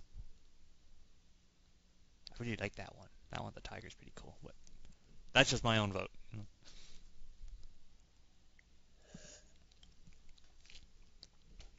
Which one was it? Oh, you guys like the tiger? Okay. Let's see. Hang on. I'm gonna wait till that tiger scrolls around again, or maybe I can just click this. And here we are. Sweet. Sweet. Okay, so I'm gonna copy that. Copy that image and minimize that. I'll save my painting, file, new painting, use window size, okay. Uh, I think there was paste clipboard to new layer. There's another thing called open a reference image. Oh, god damn it. Hang on. What the heck? Did I close that window? Oh, good, I didn't close that window. Okay, so I'm going to just save this off. Save image as, save to the desktop. Tiger Woods. Okay, and now I can close this off. Edit, tools, open a reference image. Desktop. Okay, so this is how Artrage. So I'm not even going to use layers again. Just gonna you can move these reference images around. You got this little pin. I'm not sure how it all works, but I think if you right click, no, there's a way to like rotate them and do other funky stuff. Oh, you can slide them around. That's pretty cool. That's pretty crazy. I don't know why you'd want to though, but you can. Okay, let's put that back. Shove this guy up in the corner. We got ourselves a reference image. Let's see. Hang on. Let me just open up this thing. I'm gonna copy this. I don't know if you guys can open it, but if you want to, if you want, you can. Here, I'm gonna paste this. Whoa! It's like the biggest fucking link of all time. Hang on. Let me try seeing if I can get you guys a usable link. That way, if you want, you can open it up on your own Windows and. It's gotta be. How do I link to this image? How do I get a link to this image? Class, blah blah blah blah blah blah blah blah blah blah blah. No, I don't want that. Maybe here. Okay. All right. Yeah, this is hunky dory. Hold on. How about this? Does it take that? Just try. You might not. Maybe clicking the link won't work, but you might have to highlight the whole thing and just copy it. So maybe I can give you a get you to this light box here. Hopefully that'll work. Give it a shot. And yeah. But anyway, I'll try and keep that on I'll keep that in view so we can tell what's going on. So, oops. How did that happen? Okay, good. All right. So, we're working from photo reference. Most important thing is I'm going to use a big fat brush. How can we do the most work in the shortest amount of time? Trying to catch this, we'll figure out, how big is this painting going to be. What I'm going to do is I'm going to look at, I know I could use the eyedropper and sample colors from this, but I'm not going to. I'm not going to cheat. I'm going to look at this thing. I'm going to look at this color palette of mine. I hope you can kind of see the color palette. Oops, I got this other window open by accident. Let's come back here. Okay. I'm going to look at my color palette, and ultimately I wind up having to take colors out of this color palette and transfer them onto the canvas. So I'm going to do a little thing I like to call color targeting, and that is to look at a particular color. Let's get that corner color. You look at that color, that corner color, and you figure, well, it looks like kind of an aquamarine color. And if you look over here on the side, well, it's kind of hard to see, but you can see all the colors that are available on this little strip. Let's switch this to an LSH picker.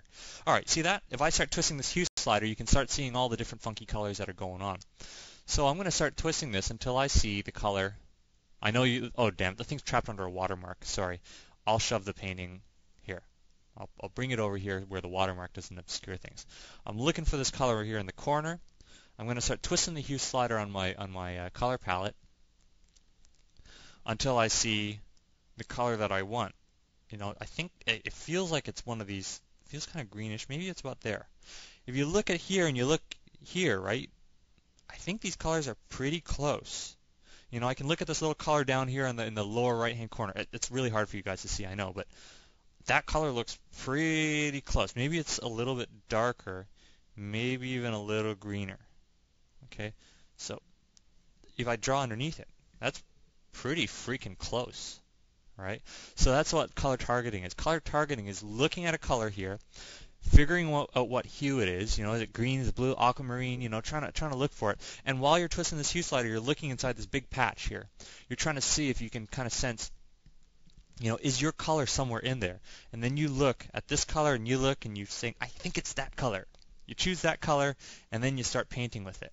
So what I'm going to do is, since that color is in that corner, I'm going to start hitting up that corner. Let's hit up that corner.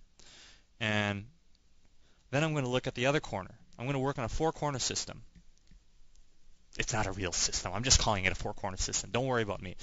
Don't worry about that bullshit. Okay, so I'm going to grab the next color, and I'm going to think, well, it looks pretty close, you know. I'll work with that. I'll drag outwards. It might not be perfect, but whatever. I'll work outwards. Mind you, I work from the corner out, not from outside in.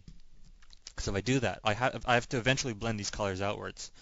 Now I'll look at the other corner. Let's look at the next corner. We have a bit of that sandbank.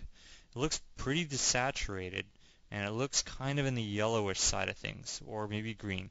So I got to look at this color palette here. I got to look at that corner, and I got to think, well, I think it feels like it's about here. It's something that you got to practice, this color targeting business. So I usually tend to, answering Kalani's question. If I paint with the same color, change it to match what I want it to look like. I think what I do is I tend to choose, how do I explain it? If I look at this painting, right,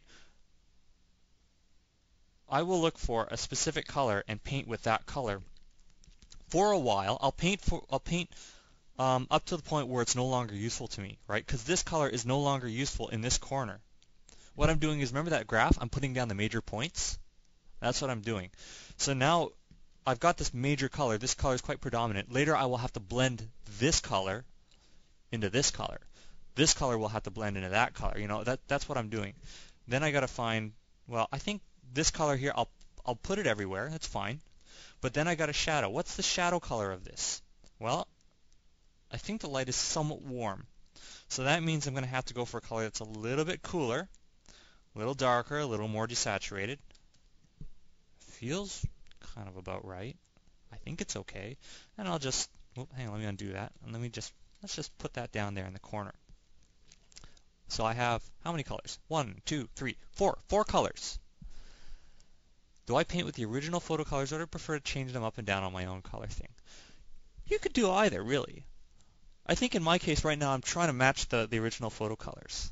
I think in the beginning stages of painting from a photograph, since those 4 major colors are already there, I'll work with what they have. But when it comes to all the blending later on, then I start to do my own thing. Does that kind of answer? Hope it does.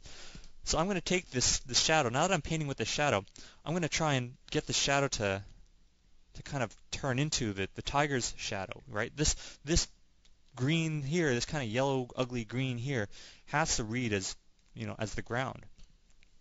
And then there's more. There's more that's going on here. You notice this. I have purposely avoided the tiger because the tiger's in the foreground. I know. I'm avoiding. We look at the trap of painting. The trap of painting, as Admiral Akbar would say, you know, it's a trap, is painting the thing that interests you the most. You look at the tiger, you see his wrinkled nose, you see his cool eyes, and you want to just draw those fucking things right away, right? It's just like with the forest. You want to draw the cool little bushes and little leaves and everything. Fuck that shit. And you tell that stuff to fuck off because you're busy trying to make an environment. So I'm going to look and I'm going to see, well, I see this. It's kind of vignetted. This vignette meaning the sides are kind of darkened. It's a little faded, darker faded to the edges. So, and it looks like the center of this behind the tiger is kind of this brightly. It's a lot more brightly lit. So I'm going to take that color. I'm going to let's blend that up. Let's follow the transition and blend that up. And really, what's happening? The reason why this is darkening is that as we go off into the distance, remember that the depth fog thing? It's the same thing. It's a depth fog. Up here we have this dark color here. I'm going to have to start sizing my brush down because it's getting a little hard to control. I have this color here, right? The water plane, the surface of the water. I call it the water plane. It's a big planar surface. This part of the plane is close to us. As it goes further and further off, it starts to go off into the distance. It starts to pick up. Remember the atmospheric perspective? It's the same thing. It's the same thing. So I'm going to just make sure that the stuff that's in the foreground is maybe a little bit darker. I can see right here that we have a really, really dark reflection from the paw. So I'm going to grab that color. I'm going to maybe make that a little bit darker, a little bit more desaturated, and there we go. A little bit cooler as well. And I'm going to start painting in a few blobs. I'm going to break it up because I'm trying to draw the reflection of the water up there. just a little bit. And then it tends to be that water reflections are quite sharp. So I'm going to take these colors and I'm going to, instead of blending things, I'm going to start dappling. I'm going to dapple that light. I'm going to take these lit colors. I'm going to take the dark colors. I'm going to dapple the dark colors into the lights. Take the light colors and dapple them into the darks. And this is how I get this simulation of reflection. And here's the other thing, is that if you take the dark and you start working into the light, as the further off into the light that you go, the smaller your dapples and the closer together your dapples get. As you get closer to, perspective-wise to us, then your dapples are going to wind up getting fatter and maybe a little bit wider spaced apart. I take some of those and put those in there. Let's take some of those. So I've just got these 4 colors, and I'm just, like I said, I'm just pushing them around. I'm not trying to take more and more colors. I'm not staring at my photograph anymore. I'm already doing my own thing. I look at the photograph not to match the photograph, but to match the subject, to match what the situation that's going on, the lighting situation. So, because in the end, no one's going to be looking at this photograph. Even if I post the reference, no one says, it looks like this or it doesn't. Most people don't even bother checking your reference. But what is important is that while you're painting, you get the sense that you're looking into, a pool with water, and you're looking through all this water. And I'm looking at this water's surface up here, and I'm seeing reflections. And I got to eat in and eat out. I know a lot of the stuff I say sounds kind of dirty.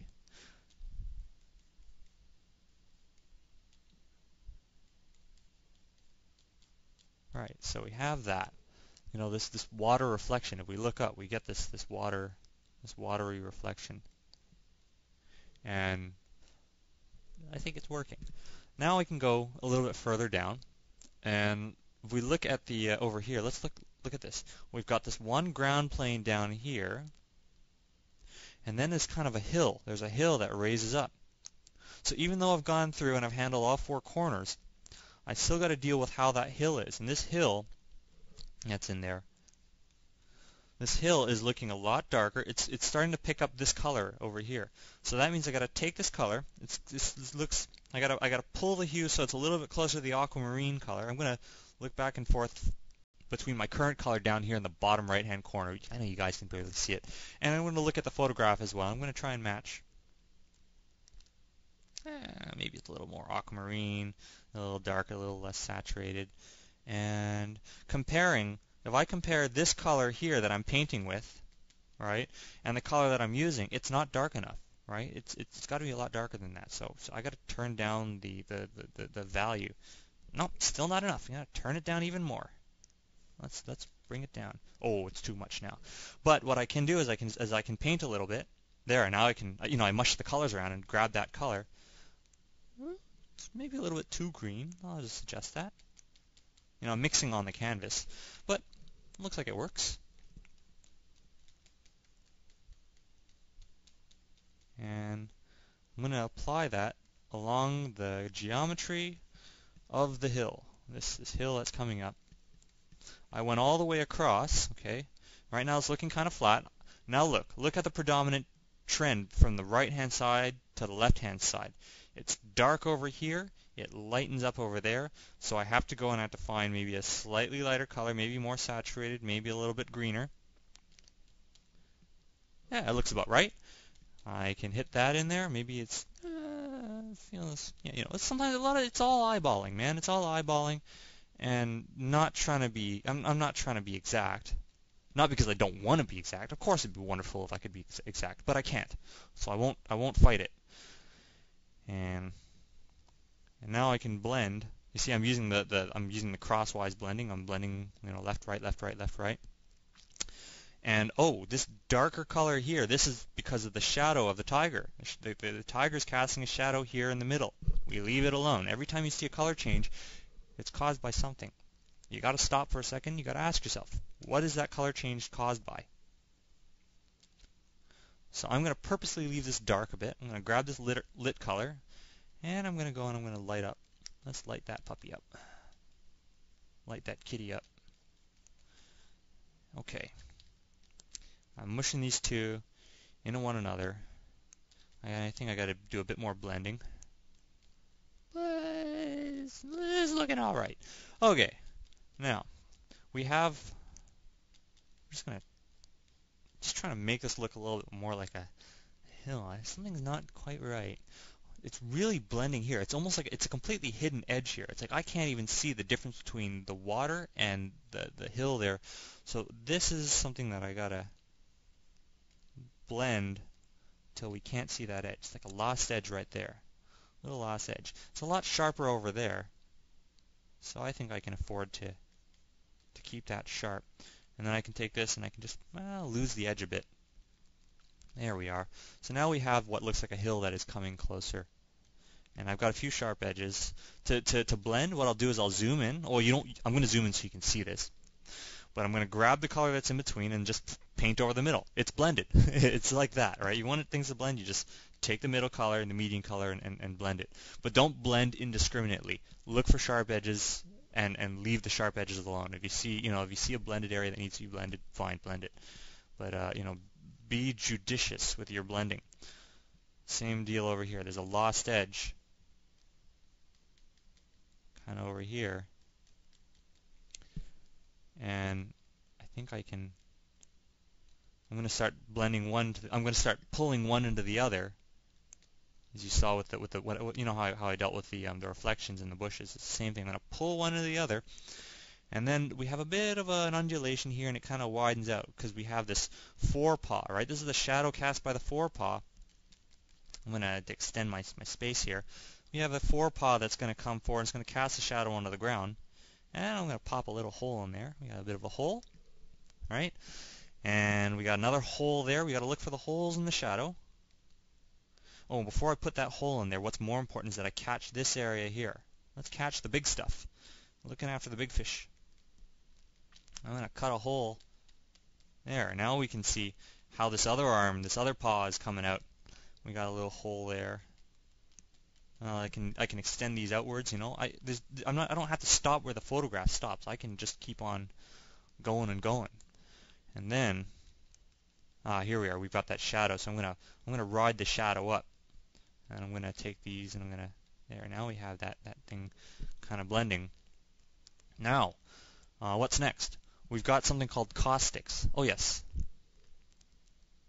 I'm streaming via I don't know. I'm not using a screen capture program. What I am using is something called an ADVC 100. CANOPUS, CANOPUS. CANOPUS is the company that makes the ADVC 100. They now sell the ADVC 110.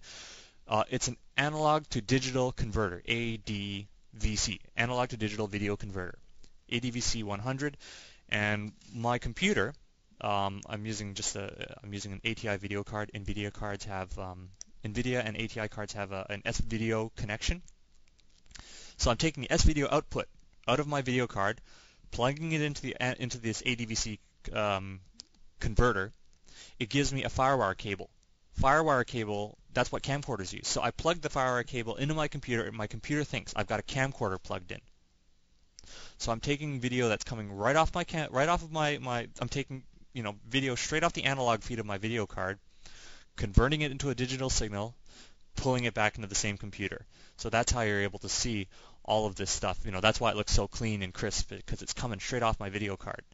And it's that I'm trying to use the best fidelity for you guys, so that you have something that looks nice and clean. I've got a switch box, so I can switch the input between an external camera. So now you can see my hands, you can see the tablet that I'm using. I'm using a screen tablet. I'm using an Intuos 3 stylus. This is a Wacom Cintiq 12WX. And I also have up here, there's a camcorder that's right over, right there. I'm pointing at a camcorder so you can see my ugly face. I can start talking about, diagrams, how wide, how fat, how tall. That's what the camcorder is good for. And finally, the middle position, which lets me see my screen. Hope that helps. And finally, I'm using Adobe Flash Media Live Encoder 3. That is a free piece of software that's available on Adobe's site. You got to sign up. God damn it. Sign up for it if you're working on Vista or XP. You can get the software for free. I don't know if they have it for the Macintosh. And what it does is it takes the video signal straight off my camcorder to my ADVC, and it turns it into a very, very fast 30 frames per second video feed. So now you guys get to see something that's nice, smooth, liquidy smooth, and good quality. It handles the compression for me, and it streams it up to the server to be relayed to all of you. So, yeah, back to the caustics. Caustics. What caustics are is, if we imagine right now that there is sunlight coming through and hitting this water. The water is rippled. The water is this giant fucking lens. And we all know what lenses are good for. Lenses are good for focusing light. So what I'm doing, yes, that's the one. I'm using the predecessor, the ADVC 100, but the 110 is pretty much just as good. Good product. It's just a little breakout box. The little breakout box, it's maybe like an inch tall, and it's like 6 inches wide and maybe 5 inches deep. And it's got little plugs, and you just plug them in, and it goes. You know, it's an outboard appliance. And by plugging this into your computer thinks, oh, there's a camcorder plugged in. Wonderful little device. Just make sure that your video card has an S-video out, and make sure that your computer has a FireWire card. You know, it's important to have a FireWire card. So, sorry, I had to take a sip. Okay. So I was saying that the water surface is like a giant lens, and it's kind of a rippled lens. So that means that there are going to be some areas where the light is focused. There are other areas where the light. Here's what a lens does. If we take a lens, right? If we have the water surface like this, or actually here, let's make an actual lens like this. If light is coming from straight down like this, right? Light comes down in this direction. What the lens does is the lens diverts light. It's not just focusing, but what it's doing is it's taking light that would normally go straight down here. But it doesn't go there. It diverts the light. It diverts all light that strikes this lens into a little tiny point. So what happens then is this area here becomes very, very bright. These areas here, because the light has been diverted away from them, act as if they've fallen into shadow. Light's just not reaching them. That's all that's happening. So a shadow is just an area where the light is absent. So we have a tiger that's here. We've got ourselves a big fat tiger who's, oops, don't want to shove that. Okay, sorry about that. We have ourselves a tiger here who's obstructing all that light from up there, and so light's not getting here. We have a water lens up there which is distorting the light. It's diverting the light and focusing it on little strips everywhere. You see all these little strips. These are areas where the light's focusing. That's caustics. That's light caustics. That's the scientific term for it. And oh, I can actually rotate this damn thing. Finally, I don't have to look at it off kilter anymore. Yeah, and you've got these areas here where the light's focused like a lens. So what do we do about that? We can take these areas here, and I'm going to make this a little bit more yellow. I'm going to increase. Well, I don't have to really increase the saturation, but I just feel like I need to brighten it up. And take that, and we can hit. I can go and I can hit all the necessary regions. I gotta use a smaller brush, and I'm gonna turn off my auto clean because I might want to go and spill these areas out. Right now I'm not really looking at the photograph that much. Once I start spilling things out, I don't want to stare at the photograph because I have to make things here on the photo look right. I'm not trying to match the photograph exactly. And maybe over here where things are a little bit more aquamarine, I have to take this color. That's the thing. When you see light caustics, when you see a yellow taxi cab, when you see a yellow taxi cab shadow, what you have to do is you have to perform a color transformation on the color. You're going to manipulate the color. You're going to take that color and you're going to throw it in a shadow. You're going to take that color and you're going to focus it. That's what it is. So I take this color right here. I grab this color. I go to my color palette and I'm going to perform a transformation on it. I'm going to light it up. I'm going to brighten it up. I'm going to maybe take down some of the saturation. I'm going to maybe make it a little bit more yellow. I perform my transformation. I'm going to go back to this area here and I'm going to apply it. All right? So you don't just go and say, oh, the road is black. Let's draw a black road. That's what amateurs do.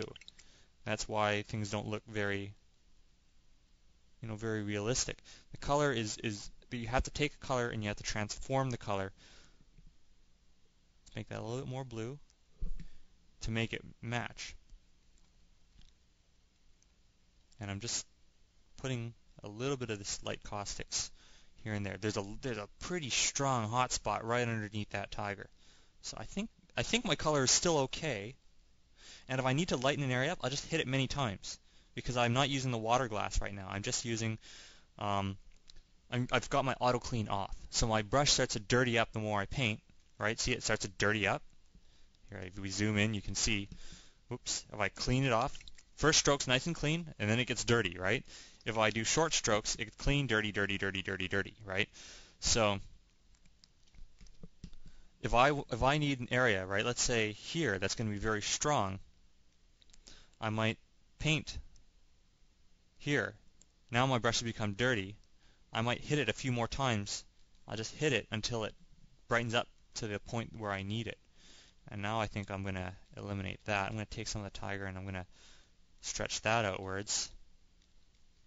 And we're working with the light caustics. But I typically like to zoom out because if I zoom in too much, I lose sight of the overall picture. I lose sight that I'm not just putting in colors and making them look good. I'm taking light from above and I'm focusing it down. So I have to take some of these darker areas. So not only am I going and I'm not only focusing light from one area into another to make these hot spots, but I also have to divert light from other areas. So I'm going to take some of the darker colors and I'm going to put those darker colors in. It works both ways. You got to work both ways. You got to focus and you got to divert if you're handling light caustics. And this is what's going to help prevent your stuff from looking overly simplistic or flat. It's a formula, yes, but it's an adaptive formula, and because this hill is kind of sloping upwards, I have to follow the direction of the slope. I have to follow the direction that things are projecting. I've got light that's coming down this way. It helps to follow. Let's flatten those out. Sometimes you can just take these lighter colors and you can pull them in a bit to get the effect of light caustics. Now things are looking a little bit too streaky. I got too many little broken streaks if I zoom out. So now I have to go through and let's connect some of these. Play a little bit of connect 4. Let's blend. Let's make some. Let's connect some of them. Let's fade some of them out.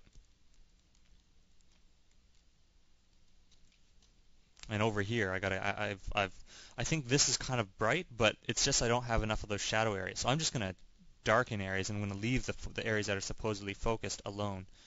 And I got to make so that when I get closer, I got to change the shape of these. I got to make smaller and smaller undulations the further up I go, because it's going away in distance. And I have this. Let's take that color over here. Oh, you see how bright that looks? See, it's all about getting colors to look how colors look relative to one another. But I mean, if you look at this color, if I take this color, and this looks like a very bright color, right? If I put it out here, look how ugly and muddy that is, right? So, take care, Autobot. Take care. Glad you could join us. Don't worry, I'll put up I'll post the recorded session on my blog. On both the blog and on DeviantArt or whatever. And I'm putting holes. I'm diverting light, and I'm focusing light. I'm painting with light. That needs to brighten up. So if it won't brighten up enough, and you can't get the color from anywhere on your painting, you'll just have to manufacture a new one. But generally you don't have to do it too much. It's just the thing is, it's just if your brush isn't doing what you have to, then well, you kind of got to get off your fat ass and go through the work of finding another color to work with. Sorry, painting is actually work. But it's better than just kind of stabbing away and then, not getting what you want.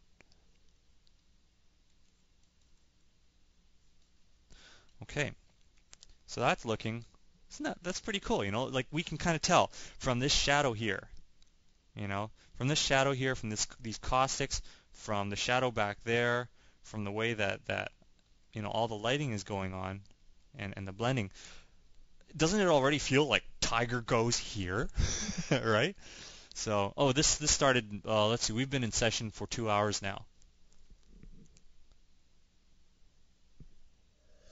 Don't worry, because this session is being recorded. I'm recording the session. I will post it online. You'll get a chance. You'll get a chance to see. You can. I'll just post it online. You can watch the re-recording. Yeah, don't worry. You guys aren't missing nothing. Well, except that you can ask questions and stuff. Okay, so here we are. We got all these little bubbles and stuff here, and that's not all. If we look here at the tiger paw, right, the bit of the tiger paw, or maybe a shadow, is being reflected up here. That means that this little lit area, you always got to, whenever you see a color transition, you got to ask yourself, what is responsible for that transition? So that means if we have this lit color, what is that? That's bubbles, maybe a bit of sunlight, and it's reflection of the tiger, because we can't see the top side of this tiger. We're underneath the tiger. We can't see its top. But we do know that sunlight is coming from directly above, maybe slightly to the left, so it's not direct. But it's coming, it's striking this tiger, and it's lighting the top of him up. And that lit patch of white tiger is being reflected back. That is what is responsible for that patch. So when you look at a photograph, when you are given photo reference, you must analyze the photograph to understand what it is that you're painting. That means that when I paint this lit white area, I have to think in my mind, I have to make this look like a reflection of a tiger. Reflection of that white lit area of the tiger. So I'm going to take these brighter colors. I'm going to look how much it spreads outwards. That's all tiger reflection. So I have to make sure that I spread out my tiger reflection a bit. And I'm probably going to have to pull from the center outwards. Let's get that dappling back in there. So I'm going to take the big fat dapples. I'll use smaller dapples as I pull inwards. And then let's take more of that lit color, and I'm going to turn on my auto clean just because I'm really trying to hammer this out quickly.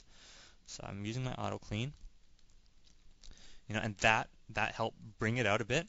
And then we've got the really lit highlight parts of the tiger. So I'm going to have to take that color. I don't see the color anywhere else on this painting. I'm afraid I have to manufacture another color. I'm going to look at this color. I'm going to look at my color palette. It feels like it's this color, but maybe a little bit closer to the yellow. So I'm going to make it green. It's just closer to yellow. I'm not choosing yellow. It's very light and it's very desaturated. And so it's too light. I went too light. Let's take it back. Let's try that. Looks about right. So I'm going to just go and I'm going to well, I'm not going to just blast it in there, but I am going to put in some dappling, right? The middle, I can use fatter strokes, but as I start moving out, I start having to dapple more and use tinier and tinier, break up the dapples. And there we are. We've got tiger goes here. We've got ourselves a reflection of a tiger. I can take these and I can break those up, and I can, reverse dapple. Just stab, I got a few ugly stabs, so I'm going to try and have to smush those down, but I don't have all night to worry about those. So now it kind of feels like we should get a tiger in there. Maybe I should save. File, save painting, tiger. Okay, so we have our tiger in there. Now to figure out, where is this tiger going to take up space? What color should we use to paint him? Same deal. I'm going to look at him. I'm going to say, well, to save myself some trouble, I'm going to look at the color that is most predominant on him, and that is sort of this mid-tone color here. By using the mid-tone, I can go up, I can go down. So I'm going to choose that mid-tone. I'm going to look at him, and let's see. Let's use something that's maybe... The best way to do this is to look at the color that's behind him. Let's look at the color that's behind him. I feel it's still just a little bit blue and a little bit lighter. I just want to get a bit of color variation behind him.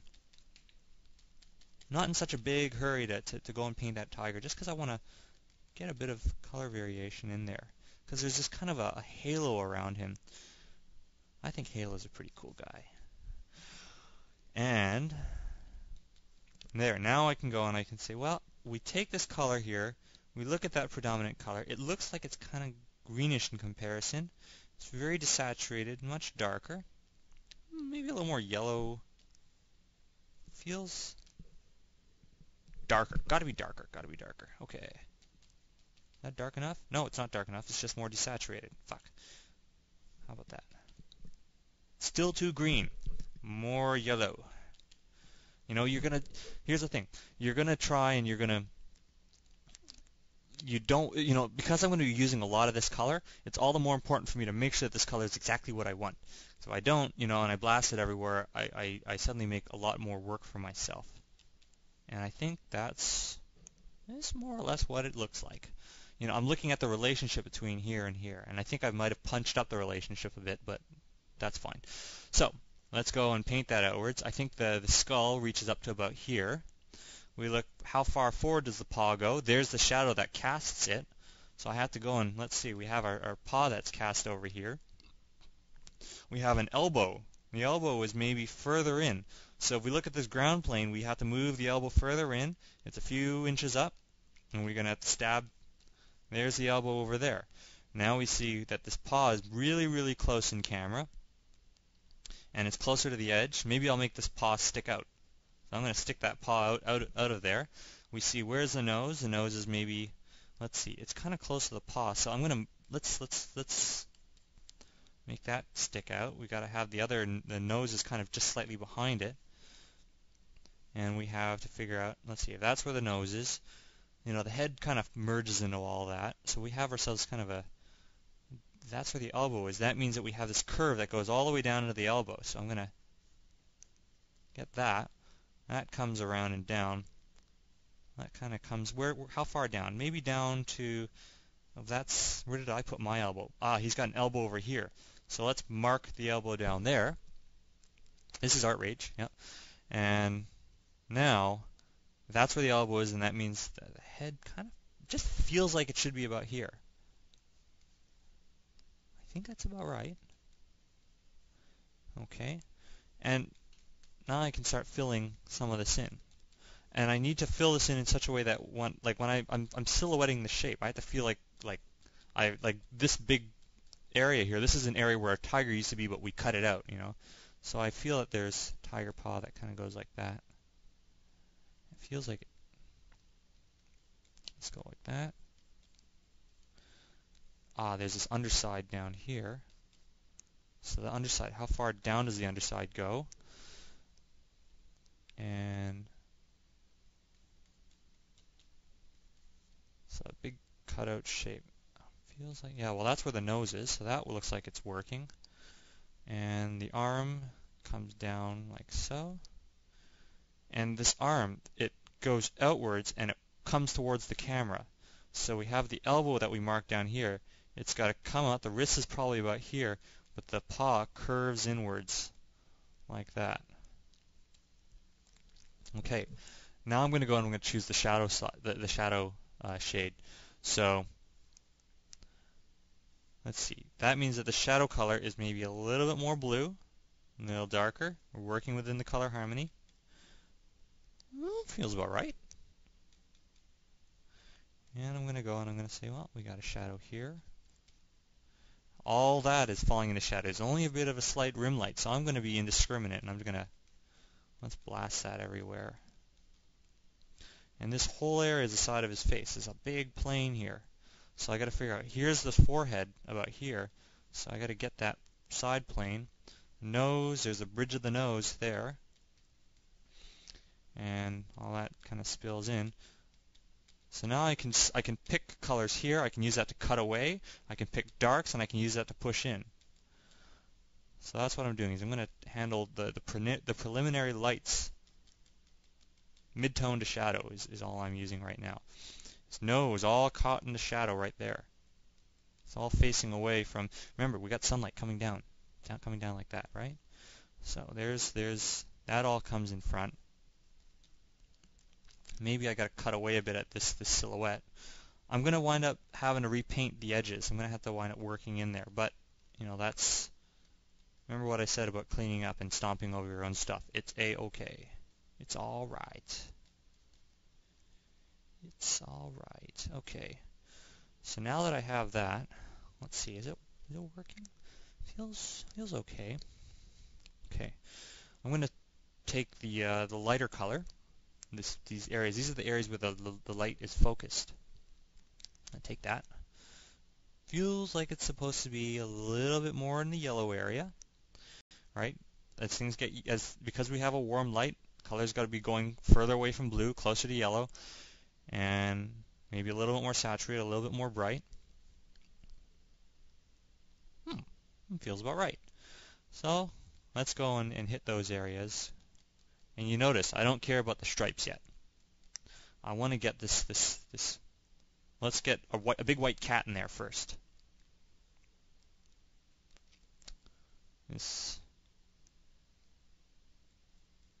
See, we have a fringe here, right? It's catching that. Have a little bit of light that's coming down and spilling over the side of his head. Now this whole fringe right there that we're going to catch. Now, I'm going to reshape these highlights. I'm going to reshape that a bit. Take that light. Same deal. All that lit stuff in there, right? So I'm going to have to wrap that light around. Same thing here. Look at this pod. This pod's divided up into multiple lobes. All right, we got a lobe there, we got another lobe there. So I got to split that up somehow. Maybe I'll get the top plane first, and then I'll split that. And there's a kind of a break here, so I'll leave that alone. Now we can see here's another plane in there and another plane there. So we have this lit plane here. And we got a lit curve there. Right, so we look at the photograph. We zoom out. Look at that. Doesn't it start to look like the photograph? Right, it starts to feel like, hey, we're getting somewhere. We're getting somewhere. And I've got the lightest lights. I've got some darks, not the darkest darks. I got the midtones in there. I've got the overall. I got most of it. I'm pretty close. I can see where this painting's headed. So now I can go and I can say, well, all right, fine. Now I'll choose maybe not black, but I'll choose something that's a little closer to black, a little darker, and I'm going to start. Let's start getting some of this. These crevice. Let's get some of this crevicing. I'm going to paint that in there. There's this dew claw back there, so I got to break that out. Let's get the dew claw in there. Merge these together. Not worrying about the stripes, but I am worrying about this really, really, really dark shape here on the nose. And what is that? Oh, that's his mouth. He's snarling, and inside there, if you look really carefully, if you have a copy of the photograph, you can see inside. You know how dogs are, right? Dogs and big cats will tend to have this blackening. It's like they got this gasket in their face, right? They got a gasket, this dark gasketed gums. So I got to get that.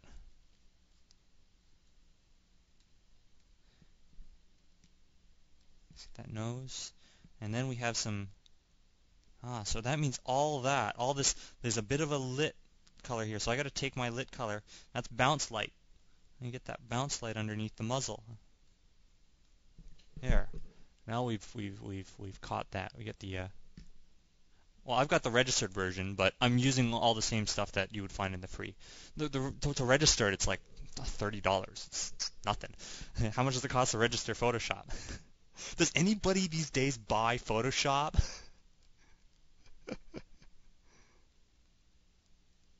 Sorry, I shouldn't ask. I myself do not have Photoshop. I've got TV Paint handles all my needs. But yeah, I know it's like I've worked at a lot of places and they all pirated fucking Photoshop. It's funny. Don't worry, you guys don't have to answer that because I mean this is being recorded, so don't answer that. Don't take the fifth, okay? Take the fifth. Don't don't put yourself in a don't say anything that might incriminate you. Yeah. Okay, so there's that. Now we've got this big black. I know it's kind of broken up, but I'm just going to treat it all as one big mass.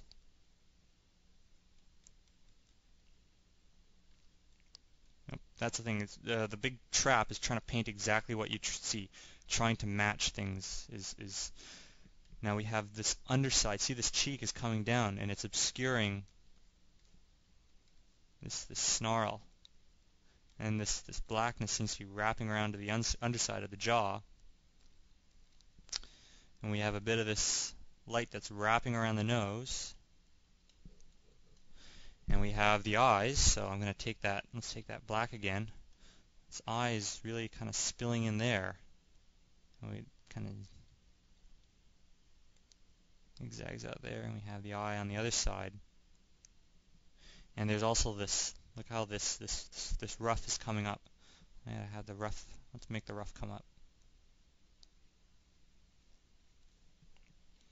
And also it seems to be getting a little bit lit. It's catching a bit of this light. You gotta get that in there. Well, that's looking pretty good. And then, let's see. Here it gets even lighter. You gotta find the hot spots. Yeah, look for them. So we get even lighter. You get even more yellowish, orangey. And I'm gonna hit all those hot spots.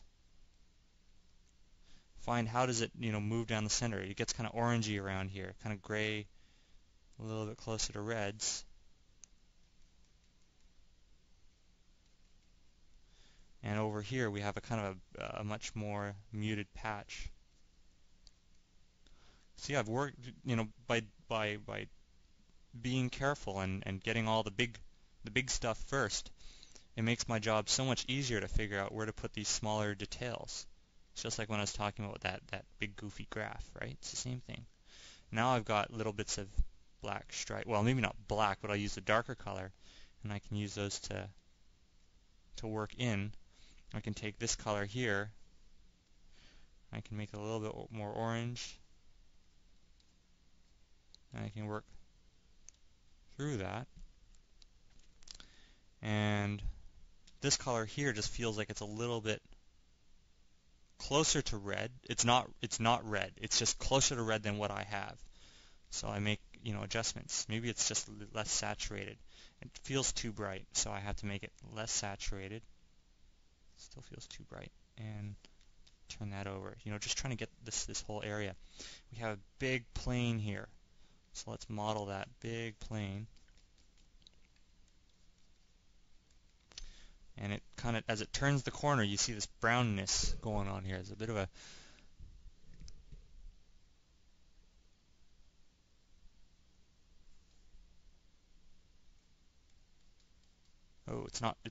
it's just not saturated enough.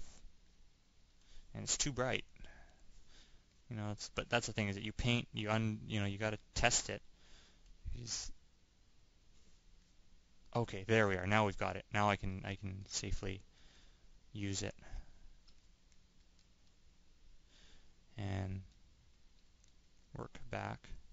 Take some of this lit color. I can see it spilling over there, so I can spill that in there. With all this up here at the top seems to take on quite a reddish hue, but it's really yellow. It's just more yellow than what we have. And I can flick some of that up. So let's look. It's coming along. Take that lit. Let's wrap it around. And I'll work back and forth for a while. Things generally start to get a little slower as we start to work in these smaller details. But that's why it's important that I zoom out to make sure I'm going the right way. I got to use a smaller brush because I'm starting to get into smaller details.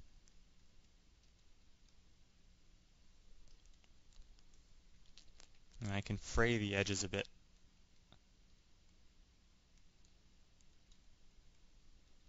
Whoops, those are too bright. There. I leave that alone. I can take these. Now we have all these dark stripes that are wrapping and pulling into the eye. So maybe I have to work outwards. Let's look at the you have a stroke series, right? It works from the outside to the inside. So I might get the ones on the outside. I'll look at the one on the inside, and I'll work back and forth. I'll work from the ends inward.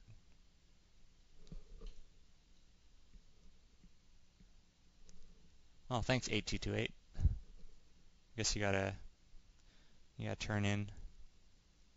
It's cool.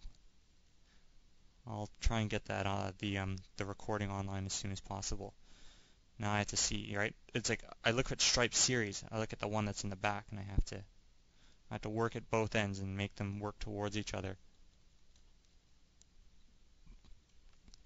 I gotta look, where's the top of that, right? Where's the eye? It's gotta work inwards towards the eye. I gotta shape that black bit, and I gotta take something that's lighter. Alright, and I gotta rim. I have to rim that.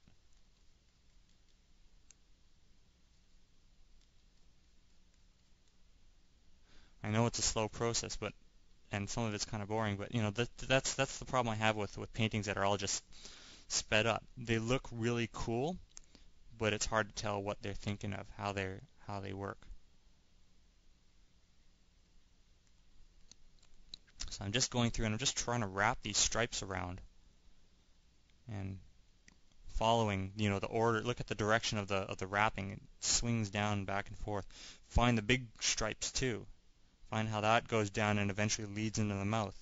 So I'll have to do that as well. I'm going to have to take that stripe down and lead it into the mouth. Right? These little stripes, you know, those are something I can worry about later. Look how high that goes up. So I really have to crank that one up. And then it's got to come down, and it's got to kind of swirl around. And, well, we have this sort of a bag shape going on here. And then we have, there, that comes over here, that comes down, that goes up and around. It's like calligraphy almost. And then let's see, we can move these bags and split those things up a bit. Now we can bring those down. Things are still kind of a little more warm though. So let's warm that up a bit. Maybe the best thing I can do right now is take these little strokes. I'm gonna bite in. Let's really bite in. Then flake the outsides. Then as we get closer, flake those in. Then I can take this dark color. Well, hang on, maybe not so dark. I'll take this darker color. Flake. And take maybe a slightly lighter color. I can see a fringe here, so I'm going to flake the fringe. Then I can take these darker colors and I can flake outwards. Overlap the black stripe. I can take this lit color. There's a lit color here, so I have to fade. Looks like it all kind of fills. Take the dark color. Look at all those little dots. I got a flake. Same here. So that's how I managed to get all these details so quickly, because of all the careful homework that I did. I got all those major shapes, and I made sure that those major shapes would read as a three-dimensional, you know, as a just stripeless tiger is what I needed. Now I can just, you know, start adding the stripes in as necessary. I have this. You see that white highlight shape, and I think I gotta trim the silhouette because I was very rough with it. I have to trim that in somewhat. Let's take that light. And now I have a bit of this bluishness. I think, let's see, that looks like the shadow color that it transforms into. And it kind of cuts off here as well. So I gotta bring that around. I'm having to revise my silhouettes where I was very approximate. But, you know, now I'm starting to see where things are wrong. I'm able to see, you know, now that I'm in this stage, I can see where things are wrong and I can make corrections.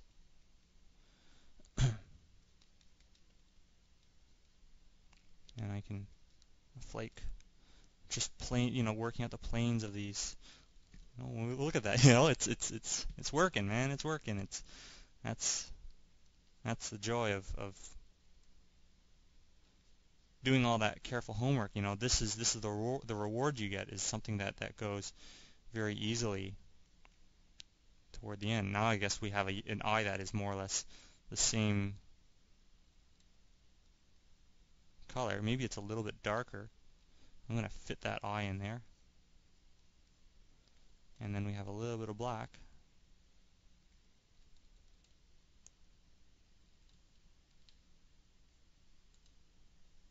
And now I can flake inwards as well. Let's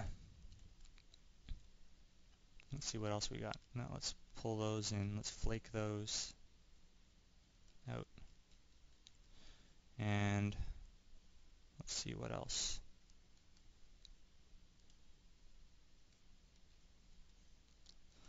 Yeah, it's gradually becoming more and more boring. We have teeth. I got to deal with the teeth. The teeth look like the same color as the white region, so I'll just grab that color. How many teeth does he have? I see 1, 2, and then the rest are little. So I've got to put. Well, first let's get the shape of the mouth and the gums proper. So it looks like it's kind of this weird V-shaped blend. Then I gotta bring that down. Now I have room for the teeth. Teeth kind of socket in like that. So there's 1, there's 2, and then maybe about something like that. They even look like the teeth are black towards the top. So I'm gonna blacken there, and there's a kind of a border gap between them. There we go. Let's bring that around. Let's bring that back there. We look at this shape here. It looks a little too bright, so I have to curve it more. And there's whiskers. I haven't added the whiskers yet. Those will probably be the last thing I ever do on this painting. I gotta cut away at the silhouette. And then we have this darker shadow underneath him. I take that. It's maybe a little bit more blue, a little less saturated, a little darker. Let's get some separation between his head. Oh, I think just a little bit more saturated, a little bit more blue, but darker still. Nope, not dark enough. Okay, maybe that's too dark. Sometimes you just gotta look. You gotta look at your palette and then think. I think that's about right.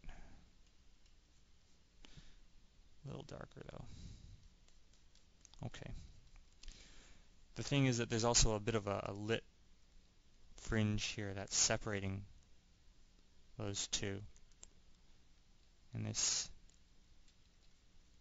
all one big mass right there. The chin's maybe a little deeper. And the arm has a lot of this. That goes there. I have to reshape this black, because I only approximately threw it in there. And this black here, look at the relationship between that black spot on the nose and up here in the front. Same deal. I gotta look. It must be about here. Yeah, look how much bigger that paw has to be.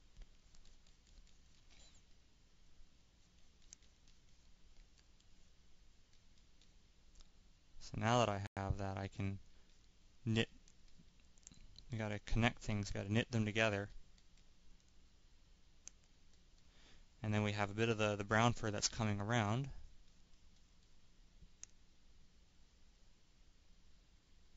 And there's kind of a halo. It comes around. There's a bit of a light caustic in there.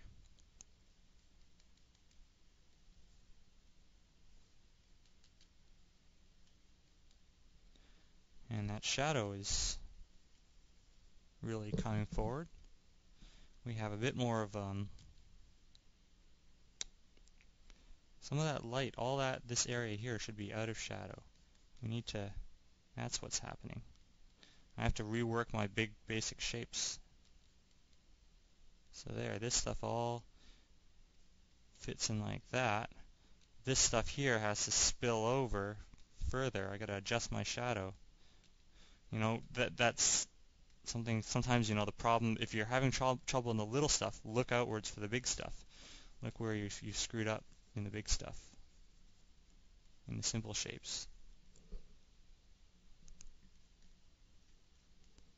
Yeah, I don't I don't work in zoom because otherwise I lose sight of the big picture. I'm trying to match, well, trying to, get them consistent. This just doesn't feel right. This feels too green. I have to shift that color over. The luminance is right, but it just feels too green and feels like it needs some amount of saturation.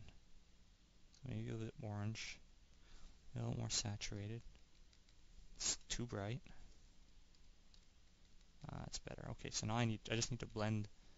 There we are. Now we have a proper blend. I get the dark. There's a dark patch behind his head.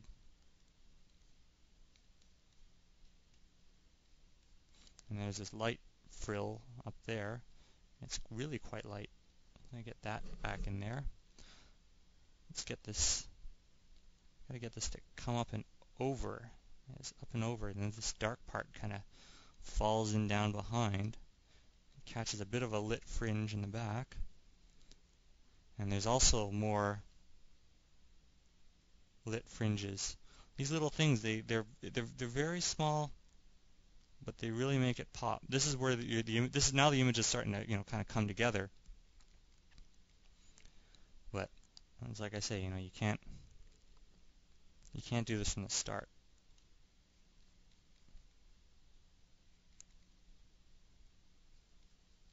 Yeah, being sloppy. Okay, so that is there. This one kind of zigzags, kind of bridges over and makes a little bit of a Y shape.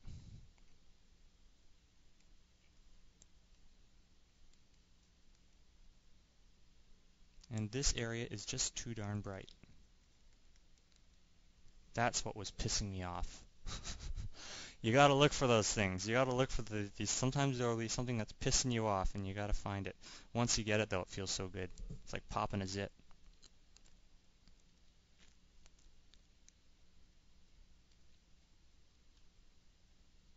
Crushing one of them little nasty booger, one of those zits. Watch all that white stuff go.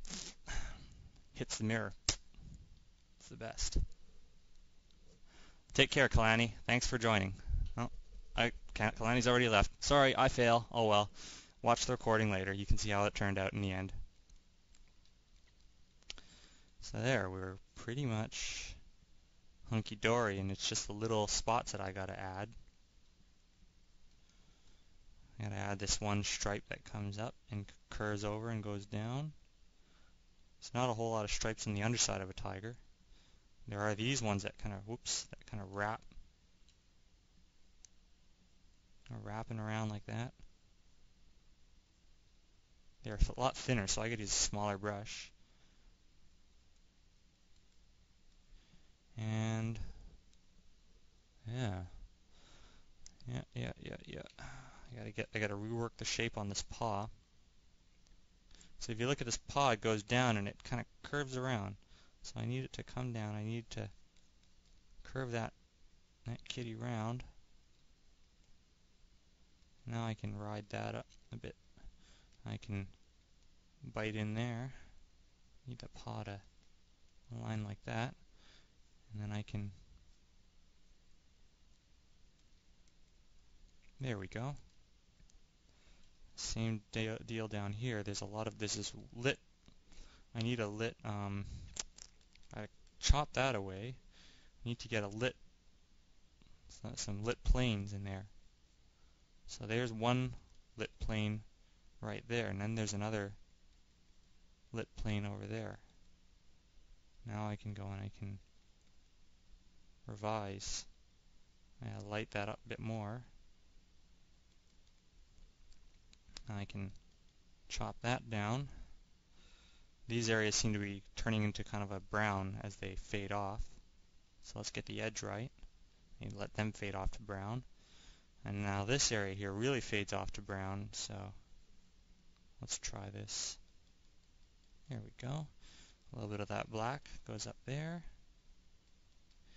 And this paw shape, I gotta carve it. Some of that light spills inside. Spill that light inside. And just trying to get the, oops, I used the wrong color. Got to get the underside of that paw. You got to match the overall silhouette. Make that arm really come around. So that's the palm right there. And it's black. So it's starting to look, that's pretty good. Seems to be kind of split down here. You know, zooming out lets me see, you know, the big mistakes that I make. I got to worry about the big mistakes. Now I can go and I can figure, well, I see some light caustics which are here, and I can revise. And I can find all those little spots of light caustics that I missed. I'll find this there, brightly lit. I can blend that off. I can imagine that there's some light caustics here. I can just put another one in there. And yeah, I mean, this painting is pretty much done, and I'm just going through and adding bits and bytes here, finding lit regions and dealing with that. So that's that. Let's take this. Got some more. Ooh, except it's too saturated. Let's take that color. Let's make it a little bit brighter. Yes, that's working.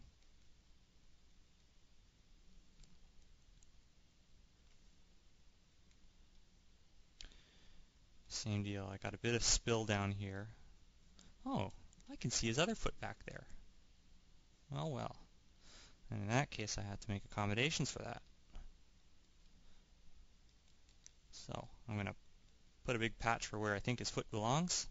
I'm going to find the lit color. There we go. Take black toenails and leave that alone. Now I can go back to the job I was dealing with. Yes, I'm in Toronto.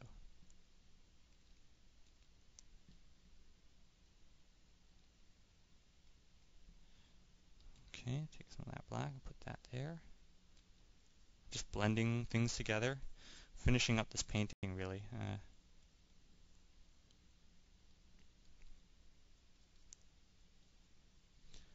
Okay, that looks like that works. I haven't put in any of the paw colors yet. I think I can do that. So less saturated, a little bit brighter. I think I'll just catch all the highlights.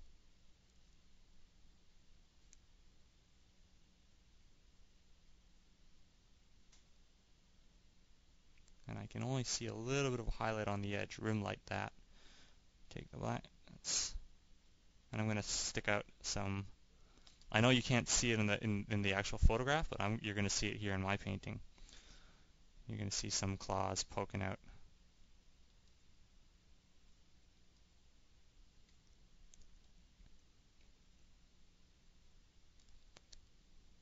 I get to see the underside of that jaw.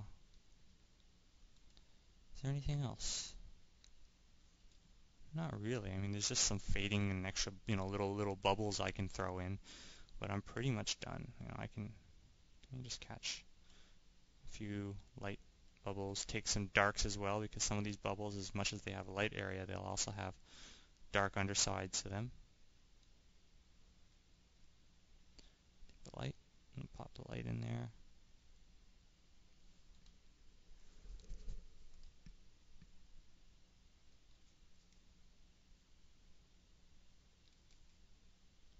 I'm just working out all the little shapes. But, I mean, most of the work is done. We can just render this thing to death if we felt like it.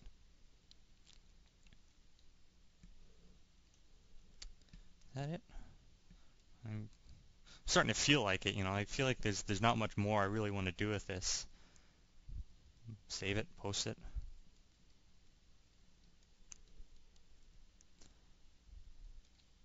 Yeah, it's pretty much done. I can take this big dark shadow and I can maybe fade in a bit. Oops. faded as it gets further back. That makes sense. I'm just looking around and just changing, putting some general transitions into the big shapes, but I think I'm pretty much done with this guy. Let's move that further up, make that shadow project better. So I'm just going through on a final pass and cleaning things up. But yeah, that's how you work from photos. It's a very methodical process, but you can't do it you can't just copy the photograph. You have to be, when you saw the setup, it was very methodical, having to simulate all the light effects. The rest of it is just going through and looking for little details in the photograph and following through on those details.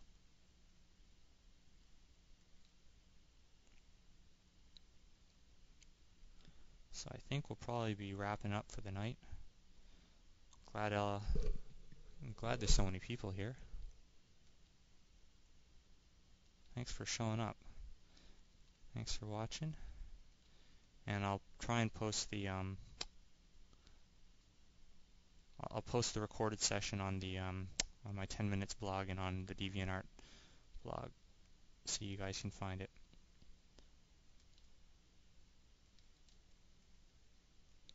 Oh, I forgot my whiskers. There's no whiskers. Okay, fine. Let's save it. Use a very, very fine brush.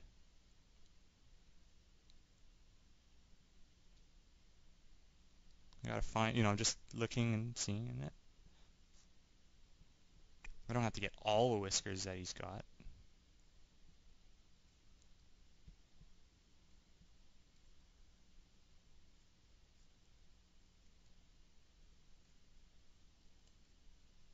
And I guess that's about it. Sure, I'll post them on DA. And then I guess there's a few. I'm going to tint some of the whiskers down below to use the blues, so that way you guys can see the full res. But that's how it works. You zoom in. See, there's the whiskers. See, I've tinted this one kind of bluish. Up at the top, I tint them, more. I take whatever colors up here and I use those colors. And I'm just working with like a 4% brush. I have a few kind of blobs up here. I think if I hit F5, it'll turn off all the paint shades. So that's without any of the paint shading. It actually looks better without the paint shading. But yeah, that's how it works. It's pretty, it's pretty strenuous. Yeah, it's a lot of work. Cool. So yeah, I'll post it. Yeah. I can see. Oh man, that's the thing. You can always find things to change, but it's like they say about painting. You never truly finish the painting. You just kind of abandon it. You get tired of it, and you're just like, whatever, I'm done. Right? Because as you paint, it just winds up being more and more. You get diminishing returns. But yeah, that's how it works. All right, guys. Have a good night. Take care. See you guys later. All right, go on, get out of here. I'm stopping the broadcast.